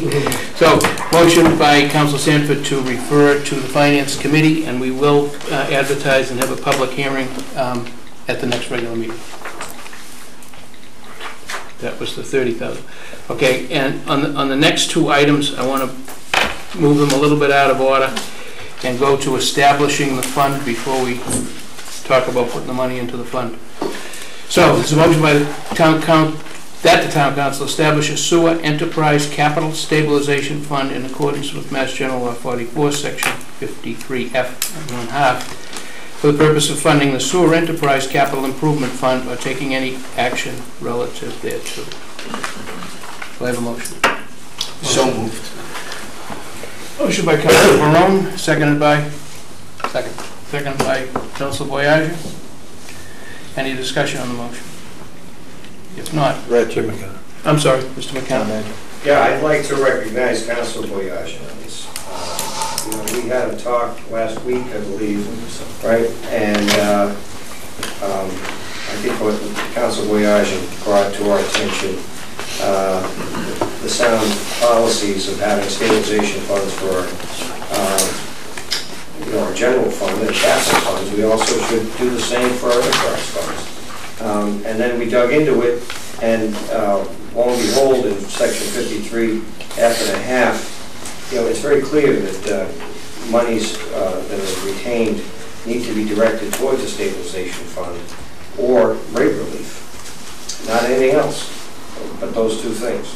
So, in the interest of leaving the decision for another day as to whether or not we provide rate relief or do whatever you choose to do with these funds, we should put them in an appropriate stabilization fund and establish those two funds. And so thank you. Thank you, Councilor Boyage. Appreciate that. No, I just thought that with what was going on with the schools and the passion with passing the schools and having these maintenance funds and things like that set aside to make sure we're not, as Councilor Merrill had said, kicking the can down the road and passing the buck. We should be doing this consistently with all of the different areas in the town instead of trying to ignore things and hope things don't happen. Thank you. Any further discussion? If not, all those in favor say aye. Aye. Opposed? It's unanimous. Thank you. Next, motion that the Town Council establish a water enterprise capital stabilization fund in accordance with MGL Chapter 44, Section 53F&1/2 for the purpose of funding the Water Enterprise Capital Improvement Fund. I'll take any action relative thereto. Motion. Motion. By Councilor Varone, second. Second. Councilor Boyage. Any discussion? If not, all those in favor say aye. Aye. Okay. All those in favor say aye. Aye. Opposed? It's unanimous. Thank you. Right out of steam. On the next two, transfer $300,000 from sewer retained earnings, transfer $300 from water retained earnings. If I could have a motion to refer that to finance. By Councilor Lettieri, seconded by Councilor Sanford. All those in favor say aye. Aye. Opposed? It's unanimous. Move that the council transfer $300,000 from water to the water capital table. Let me stop for a minute. Town council transfer $300,000 from water retained earnings to the water capital stabilization fund for the purpose of funding water enterprise capital improvement fund. Any action relative thereto? Do I have a motion? Motion by Councilor Winthrop, seconded by Councilor Boncory. Any discussion? If not, all those in favor say aye. Aye. Opposed? It's unanimous. Moving right along. From Town Manager. Kenna, I move that the Town Council approve a budgetary transfer of $15,000 from Fund 671, the Recreation Retained Earnings Funds, to the Recreation Enterprise Fund accounts. 6715-511000 permanent salaries, $4,650. 6715-511-001 summer program, $8,500. 6715-520000 purchase services, $1,850. Do I have a motion? Motion to refer to the Finance Committee. You want to refer this? To Rule 12. Do you want to? Refer it to the Finance Committee. The motion to refer it to the Finance Committee. Do I have a second? If not, do I have a motion to waive the rule and vote it? I did second it. Oh, you did say, I didn't hear you, I'm sorry. So the motion was made by Councilor Boncory. to refer to Finance, okay? Seconded by Councilor Sanford. Any discussion? Is there any time deadline or anything with this type of appropriation? You can get it done in time? Yeah, we're fine if it gets referred out. Okay. All those in favor of referring to Finance Committee say aye. Aye. Opposed? It's unanimous. Thank you. The next one was, Mr. McKenna, do you want to explain the rationale behind this, or do you want me to? On the State Watertown, the enterprise fund to allow the collection from the water sewer bills. I'll read the motion. That the Town Council supports a motion to authorize the Town Water Sewer Enterprise Fund to allow for the collection of up to $750,000 for the purchase and installation of new water meters in the town by allowing the town a quarterly charge to be applied to the water sewer bill. This is what we're presently doing, and this is just a confirmatory vote to make the... I support this in the sense that it's sort of belts and suspenders action by the part of the council. As we reported last time, clearly, in our view, the council was well aware of the fee being required to compensate for the balance of the project for the radio read. In fact, a report was read into the record by Councilor Barone, adopted by the council in your minutes to reflect these fees. We saw that as certainly substantial legislative action and acknowledgement of these fees. It was brought to our attention that there was no specific motion made by the council on the fee. So, that coupled with the fact that, and there's been some differences of information. I think Mr. Osborne had stated that we rescinded the vote of the town meeting of 2005. We did not do that. That's town meeting vote stands. What we rescinded was a borrowing measure that we took as a consequence of that vote. So the initial original authorization to take action on the Radio Read project still stands and is still part of our legislative history. We had authority to go forward. So we felt there was substantial action. One, a unanimous vote at town meeting, and two, acknowledgement by this council in 2012 of that fee being required as a supplemental aspect of the project. But if you feel that it's necessary to affirm or confirm that policy directive, then I certainly have no problem with a vote of the council to affirm that position. Any discussion from the council as to whether or not we take a confirmatory vote? If not, I will read the motion again. We will support a motion that would authorize the town water sewer enterprise fund to allow for the collection of $750,000 for the purchase and installation of the new water meters by allowing for a quarterly charge to be applied to the water sewer bill. Is there any discussion? Yes, Councilor. I just have a quick question. So we've already borrowed the $750 fine? Which was a separate vote. No, I understand that. Yeah. So we have $750 in the bank, and we don't know what this whole thing is going to cost us. So well, we have a quote. Yeah. We're all doing this based on valid engineering, yeah, which is about 1.5 in total. Okay? But we've done some in-house work here, and we're hoping to save ourselves some end costs. What I'm getting at is if it came out to 1.4, would we only then charge the delta between the Correct. two? Okay, so all right. That's why we're sort of doing this in bits and pieces rather than a full. But because if we borrow the 750, then we may not need the entire second 750 that comes from this. Exactly. Yes, Councilman. Just so the general public knows, this is that $9, and I don't know, is there a little change on that? Yeah, and It's $9, already on our bills, it's not gonna be something new. One conversation at a time, please. Councilor Callaway has the floor. Yeah, just wanted the general public to know that we're already being charged this. This is on your bill, you'll see it, it's $9 and, I don't know, maybe 20 cents or 60 cents, something like that. So it's not anything new. Like you said, we're just confirming it and taking a vote now to make it official for us. Before the vote, any further comment, question? If not, all those in favor say aye. Aye. Opposed? It's unanimous. Thank you. Denise, before I forget, the ads for those three, for the three public hearings next week? They're going to be the 30, the 300, and the 300? Right. Yep. And then would you coordinate with Tangi on the poll petition, on the... The National Grid? Yeah. Yep. Okay, thank you. Yep. Okay, motion by Council Mayo that the town council, Council Mayo requests that the council request that local restaurants in the center business district present to the town council, planning, and licensing boards their plans to incorporate outdoor seating to their establishments for the upcoming season. Council Mayo, could you give us an explanation on that, please? So I was down the center last week, actually Councilor Callaway and I were down the center last week, and the place was busy, a lot of restaurants, and, you know... I'm sorry, Councilor, just a technicality. You make the motion and we'll second it for discussion. I make the motion. Okay, seconded by Councilor Sanford, thank you. Discussion, go ahead, sorry for the interruption. Discussion. Go ahead. Oh, so, you know, The planning board just did a big thing with the economic develop, the planning, the business district down, and turned it to the zoning.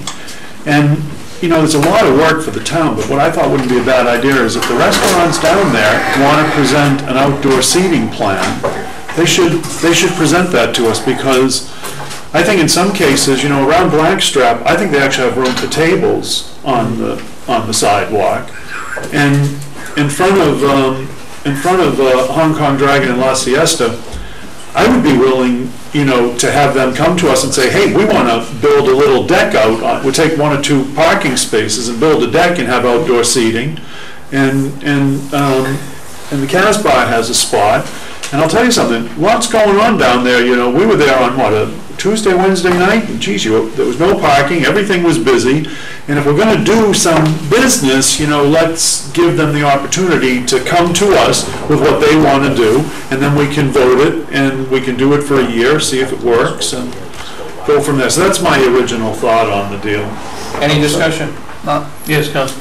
I like the idea a lot, except is there any way to streamline this? Does the council actually need to be involved versus the planning board and licensing to do these type of, to think about cutting down on the amount of things that they would have to get through to actually get it done? You know, here's the thing. And I don't know the answer. Here's the thing, okay? Everybody here goes to, you know, quite a few meetings. The planning board is, you know, volunteer people, and the question is, who's going to get to this? So my feeling is you throw this back onto the business owner and say, listen, if you want it, you come and get it. We're trying to make it easy for you, but we can't pave the way with gold. It's a community operation. You come up with something, we'll take a look at it. If it's, you know, if it's, I'll tell you something. Last year, between your boys and girls upstairs and the planning and the licensing board, they got, in 2 days, they got the food trucks to set up on 4th of July. So we can do stuff, but you know, we're a small group of people. We don't, you know, how much time, we can't sit there and plan all day. So well, who has final approval? Well, I would think that we will. We make that in the motion. I think we're talking about this, getting this done in a month. Hold on. I think that it should be referred to either the licensing board or the planning board or both, and then brought back to us. I don't think we should be involved in it at this point at all. I think it just makes more cumbersome. Excuse me. Is the problem, all right? I'm in favor of outdoor seating. I think it would be a great thing. I think anything we do to bring people to the center is a great thing. The problem is, every one of those people that has a liquor license has filed a plan with the licensing board, which gives them a space in which they can serve their liquor. Those plans all went to the state ABC, and for them to expand that footprint to go outside would create a problem with that license that the ABC had, and they'd have to go and repetition. I believe they would have to go repetition for that extra 5 feet or 10 feet of area where they could serve liquor, and it'd have to be approved by the ABC again. That's the thing that holds it up. So you know something? So we kick it off right now, and if it doesn't get done by now, then we're 9 months ahead of next year. But we shouldn't let it go, and we should get this going and put the onus back on that side of it. Councilor Samp. And I have to agree with Councilor Mail. A lot of good things are happening down there. We've got a lot of excitement, a lot of momentum. And I think, and I also agree with what you're saying, and I think the town manager's in agreement with it. But we need to start it. We need to spearhead it, and I think it's an opportunity. And like Council Mel said, if it happens this year, great. If it can't happen this year, at least we're 9 months ahead of the curve. Okay, let me okay, yes. Is that something that the Chamber of Commerce could look into about, as Council Von Coyer was saying, about whether this liquor license and if there's any way around that, or variances or things for, I don't know if that's something that the chamber would be willing to look into on their time and expense. Yeah, Council President? Yes. I can't speak for the chamber, but I think it's something that should be spearheaded from the council relative to, you know, I think they'd be... Oh, no, I don't think it... I think they'd be in support of it, and I think they'd be very interested in helping it. But again, I think it's something we have an opportunity for spearheading and getting a little bit excited. Okay, and letting people know that we are friendly, and we are excited about definitely, it. And we want the center revitalized. Especially when they only meet once a month, you know, maybe we can help expedite this a little bit. Okay. Very short season. Lee? You have to be careful about sidewalk here. Yes, yeah, we know that. Handicapped access. Yeah, no, we know that. Absolutely. Yeah. Somebody granted a street sign down to the market on Shirley Street. It blocked the entire sidewalk last year. Yeah. I don't think it was granted, I think they just did it. They just did it? I don't They're not remember gonna granting slap their it. hand. I don't That's remember right. granting it, 'cause we've just been through some of that with some other spots in time.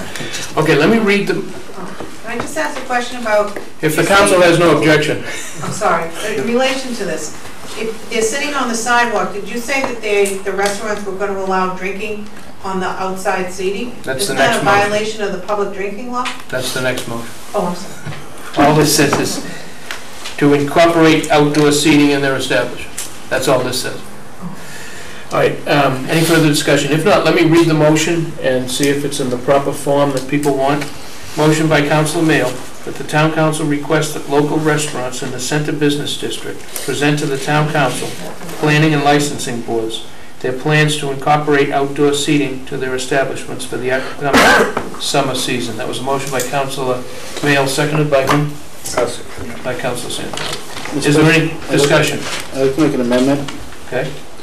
After the words establishment and comply with all state and local laws. There's an amendment by Council Vice President Dovento to, and comply with all state and local laws? Yes. Is there a second? I'll second. Seconded by Councilor Sanford. Can you read it as it's changed now? Yep. All state.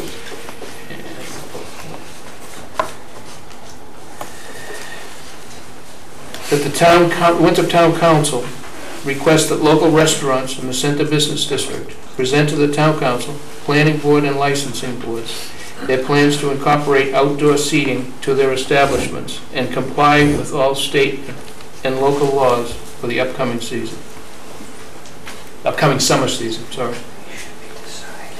Any discussion on the amendment? On the amendment? Yes. Just a question, wouldn't it be up to the council and the committees to make sure that it's going to meet with code and law? Yeah, but I think that kind of clarifies.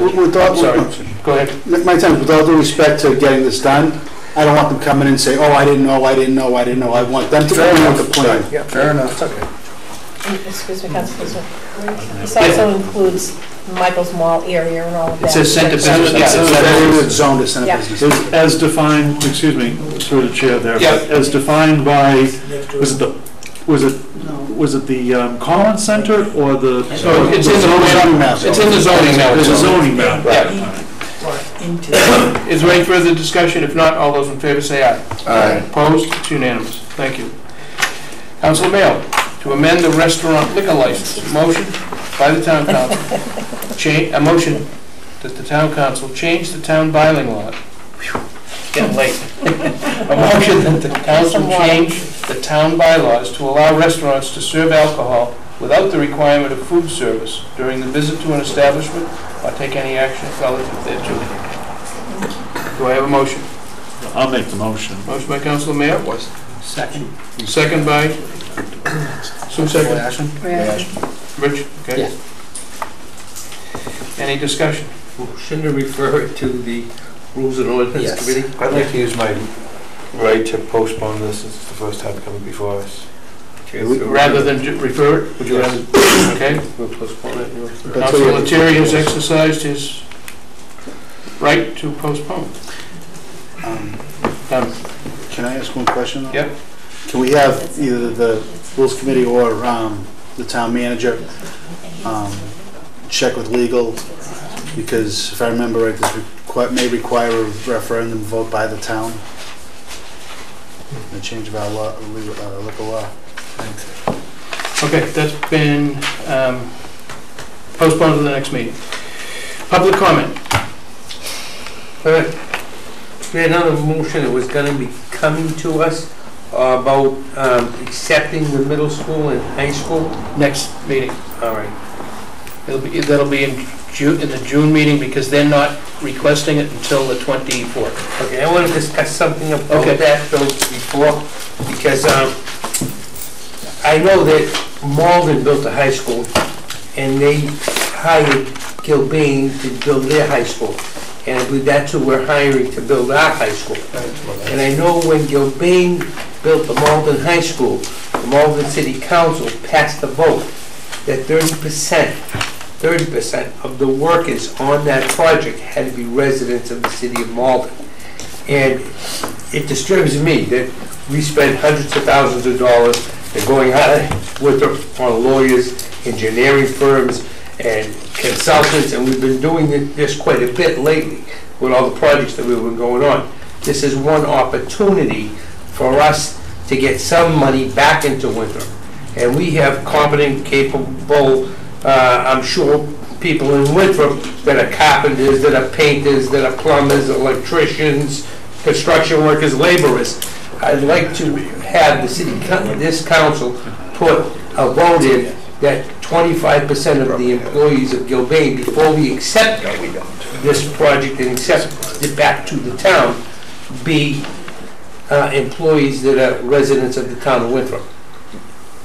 And I don't know if it's the proper time to make that motion now or next month after we accept the project, because the project's coming back to the council to run. Yeah, I don't know. Can you check out and see if that's legal to do? I don't think that we can Yeah, it is legal. pass that, absolutely it's legal, because I know that, Malden did the same thing, and I think Revere did the same thing at 25%. Okay, can you look that up and draw something up for the next meeting? Okay, I just don't want them to start hiring the people, because I know right now they haven't started to hire anyone for that project. And I don't know if we're breaking ground on the 26th, if they're gonna be hiring before our next meeting. And if they intend to be hiring before the next meeting, I think I ought to attempt to pass that motion now. I don't know if the town manager has something to say. All I'd suggest is that we refer it to legal counsel to determine whether that's compliant with their contract. They've been hired as a contractor for the job. I want to make sure that we can impose that restriction in view of the fact that they've been hired by the town as our contractor. Okay? You should, I can move it. Go ahead. Having some experience in workforce goals and component of state federal contracts, workforce goals can be possibly be implemented, but are we looking at the management team or just the traditional, as most groups work with the tradesmen, so the workforce goals? 25% of their workforce, completely. Yeah. So if there's 90% management people, they put more jobs in the other part. Okay, given the time, Mr. McKenna, if you could check it out, but my other concern is that they're on an extremely tight time frame where they're gonna actually start to demolish the day school gets out, with the goal of opening up in 2 years. And I would hate to see any delay that would throw it off another year, because every day it's thrown off is costing us more money. So I like the idea, I just don't want it to put a monkey wrench in the work. And if it's, do you think it's something that we may have to do a special council meeting just to have that vote? I think we can take the vote and then find out. I think we can take the vote and then find out if it's an illegal vote. We can take it back, but I think we should take a vote now that I'd agree with we direct the contractor building the Winthrop High School, Middle School, to employ 25% of its employees from residents of the town of Winthrop. And I make that as a motion. Second. Would you give us the motion again? Denise, did you have it?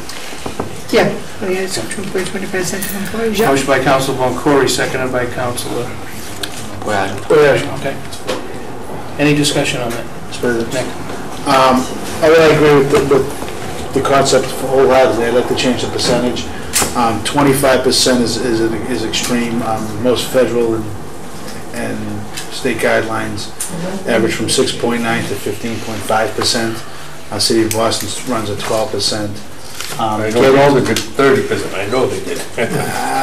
But go ahead. I mean, and if I'm correct, it's, I don't want to say we don't have a PLA on the job, but I think Gilbane is a union contractor, and getting, and I'm just talking, believe me, I'd love to see the guys from Winthrop working, getting other trades available and out of the halls, having guys who aren't working currently and filling the goals sometimes becomes difficult. That's why a lot of times the goals are spread over the course of the whole project. we set it up in workforce goals. Is it going to be trade by trade, subcontractor by subcontractor? I agree in concept, and I'm fully supportive of it. But before we do a 25%, then have to really look at it as a funding issue down the road, where they end up just having to hire people to stand there to make the numbers. I would recommend dropping it to an amendment to 15%. Jim, was it next year? I would like to make the comment sort of in between what you folks have stated, and say that a best efforts rule be applied no matter what percentage is applied, because it may be, while we well-intended, people to get up to 25%, 10% or 15, whatever, they have to, have some ability to move forward with whoever they get. And they can't be, tied down to an absolute rule that would then frustrate their abilities to move forward, and that really then kick into concerns, I think, Council President, that you have with respect to the cost of the project and the delay of the project then automatically going up. And usually in these situations, there's a percentage and best efforts, and or best efforts be applied. Some level of what you would, agree, you consider as best efforts, holding, a job, several job fairs, or whatever the elements are that usually go into this sort of effort, but making sure that there's at least a relief valve in the language so that it doesn't tie them down to an absolute that ends up costing the town.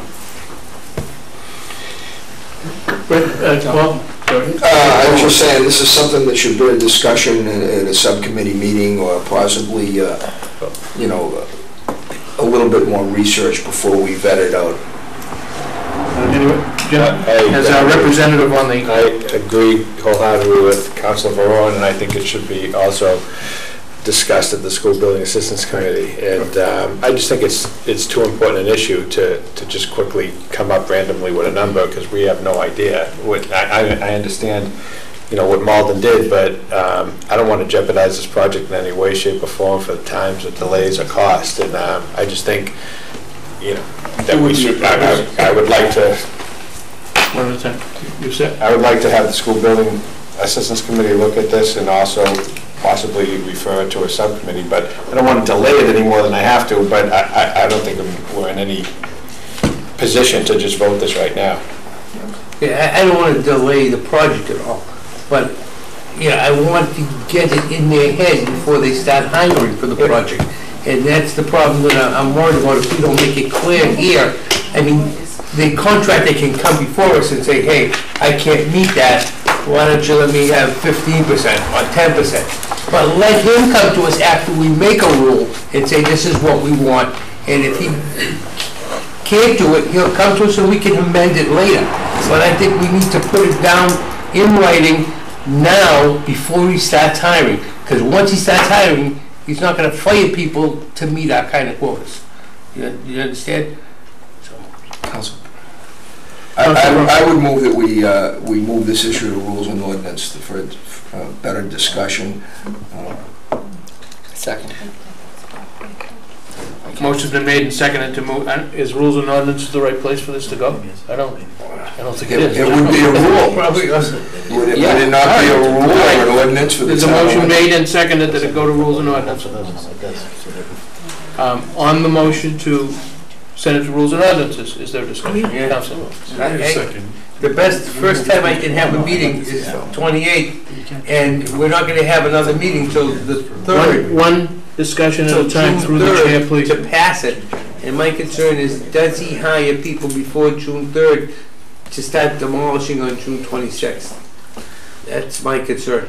Comment? We understand that some of this has been discussed at the construction committee, Karen. The day of the interviews, I remember something about this being talked about. And we did 4 interviews that day. Yeah. So I don't know if it was delayed or not. So there may be some familiarity with the issue, but we need to go back and refresh what conversation's been had and what we think is a reasonable proposition. And I would hope, I ask the indulgence of the council to do that homework and report back. so we can tell you what's been said, what the expectations are, that they could meet, and make a proposition to you, about how we could implement the rule. I think also we've put this whole $80 million project in the hands of a very capable, hard-working committee. Yeah. And at the 11th hour, we popped this in 4 weeks before the ground breaks. I'm so afraid that it's going to delay the project, and I don't want to see that project not open on time. So I don't know the solution, but I really feel that we could really mess it up if we did this.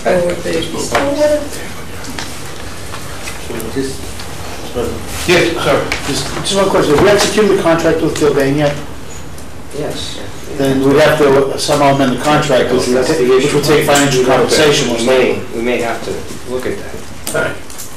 So, what if you just ask them if it's at all possible to... Well, that's right. Why don't you go to the School Building Assistance Committee chairman and ask them to reach out to them and say that the council is in these discussions. We would like some reasonable accommodations from you guys, so, we don't want to mess up the works, but we want to make sure that there's a percentage of our town employees, not town employees, but town citizens that will benefit. Council Brown. Could we move the motion that's on the floor currently, please? To refer to rules and ordinance. We're having a discussion on the motion right now. Is there anybody has any further discussion on that motion to move it to rules and ordinances? Not all those in favor of moving into rules and ordinances, say aye. Aye. Aye. Opposed? No. Take a roll call, please. Council Carroll. No. Council Sanford. No. Council Boncory. No. Council Barone. Yes. Council Lettieri. No. Council Boyajin. Yes. Council Mayor. Yes. Vice President Del Vento. Yes. President Gill. No. 5 to 4, no. 5 no? Mm-hmm. Okay, so it's not going, but the motion that's on the floor right now is yours. Correct. Do you want to keep that motion on the floor? Yes. Okay, is there any I'd further? like to exercise my right not to vote on that tonight. It was the first time coming before us. Okay, Councilor Lettieri exercises his right not to vote on it, to move it to the next meeting. Is there an opportunity that we can get the contractor here for third and have him part of the discussion? Yes. Yeah, let's see what we can do. Let's see what we can do, talk to him ahead of time, so he knows where we're coming from. Because I know he agreed with Marvin and did it for Marvin. That's right. And in the meantime, that's right. could we go back to the school building committee and keep them in the loop? Yes. We're not meeting until the 16th. Till the 16th of June? Can you take like a whole Steering committee of it, they can reach out to them. That's what I'm saying. Any meeting. Why don't I see if I can reach out to some of the principals and develop some sort of... Okay, good. With Dave Dockendorf and Mary Lou? Okay. Okay.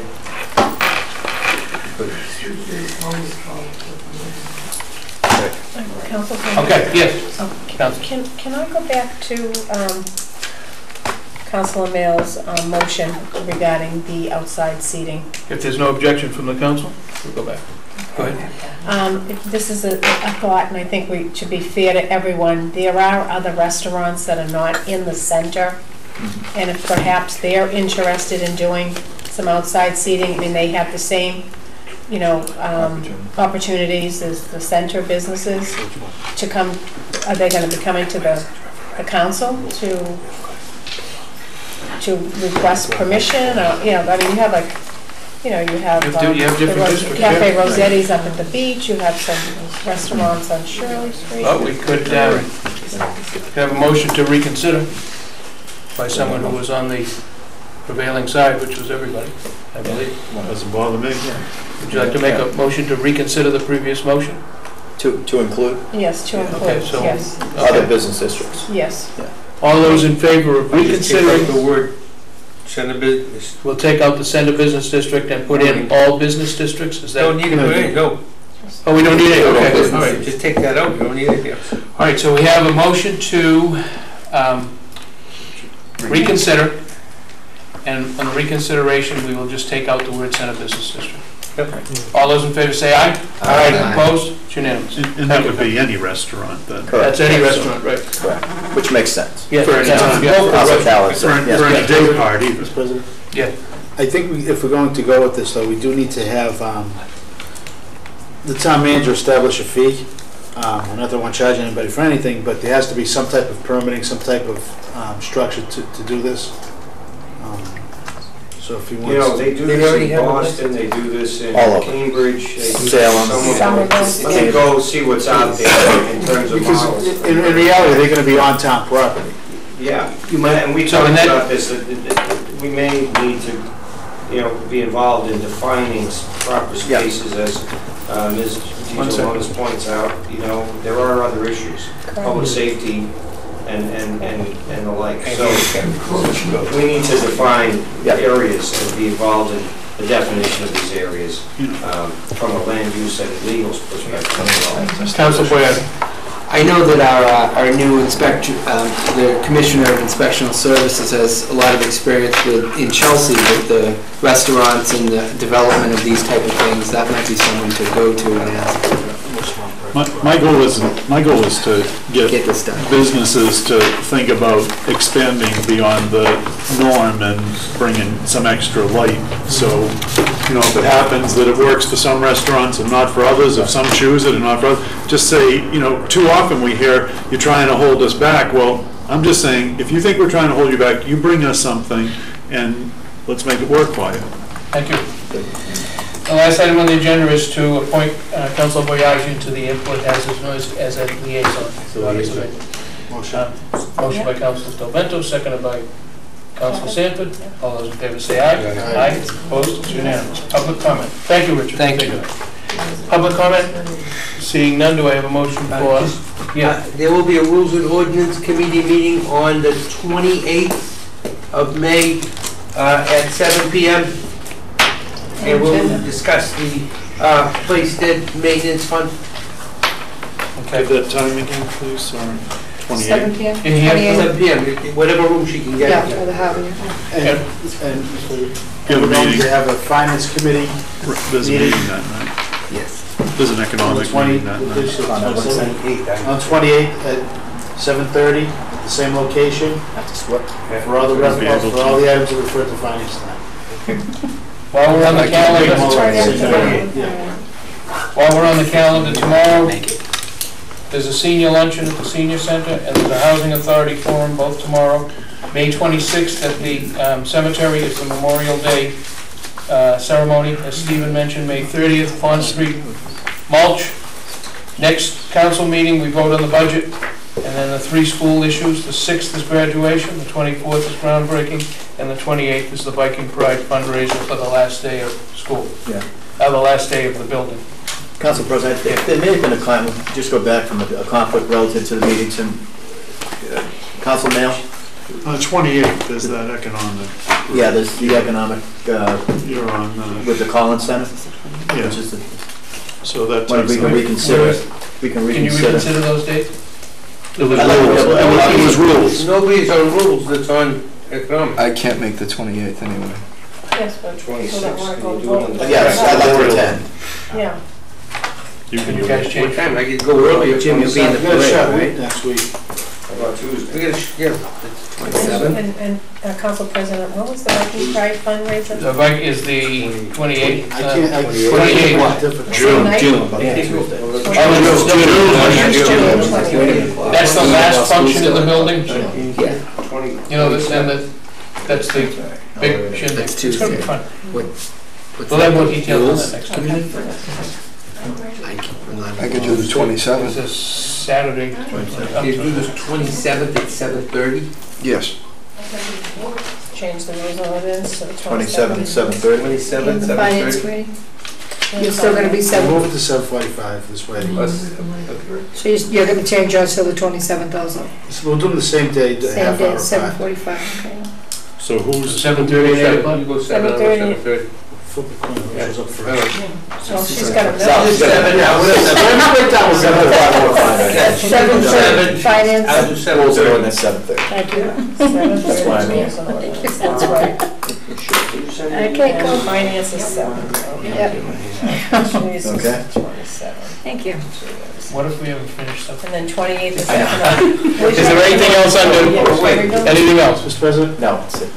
Just a reminder to everybody, it's gonna sneak up on you fast, the yellow parking stickers expire June 30th. If you haven't got your new parking sticker yet? I'll just get to be. Anything else? Not public comment or public relations? Either. Anything else before adjournment? Motion to adjourn by Councilor Lettieri, second by Councilor Callum. Any discussion on the motion? If not, all those in favor say aye. Aye. Opposed? It's unanimous. Thank you.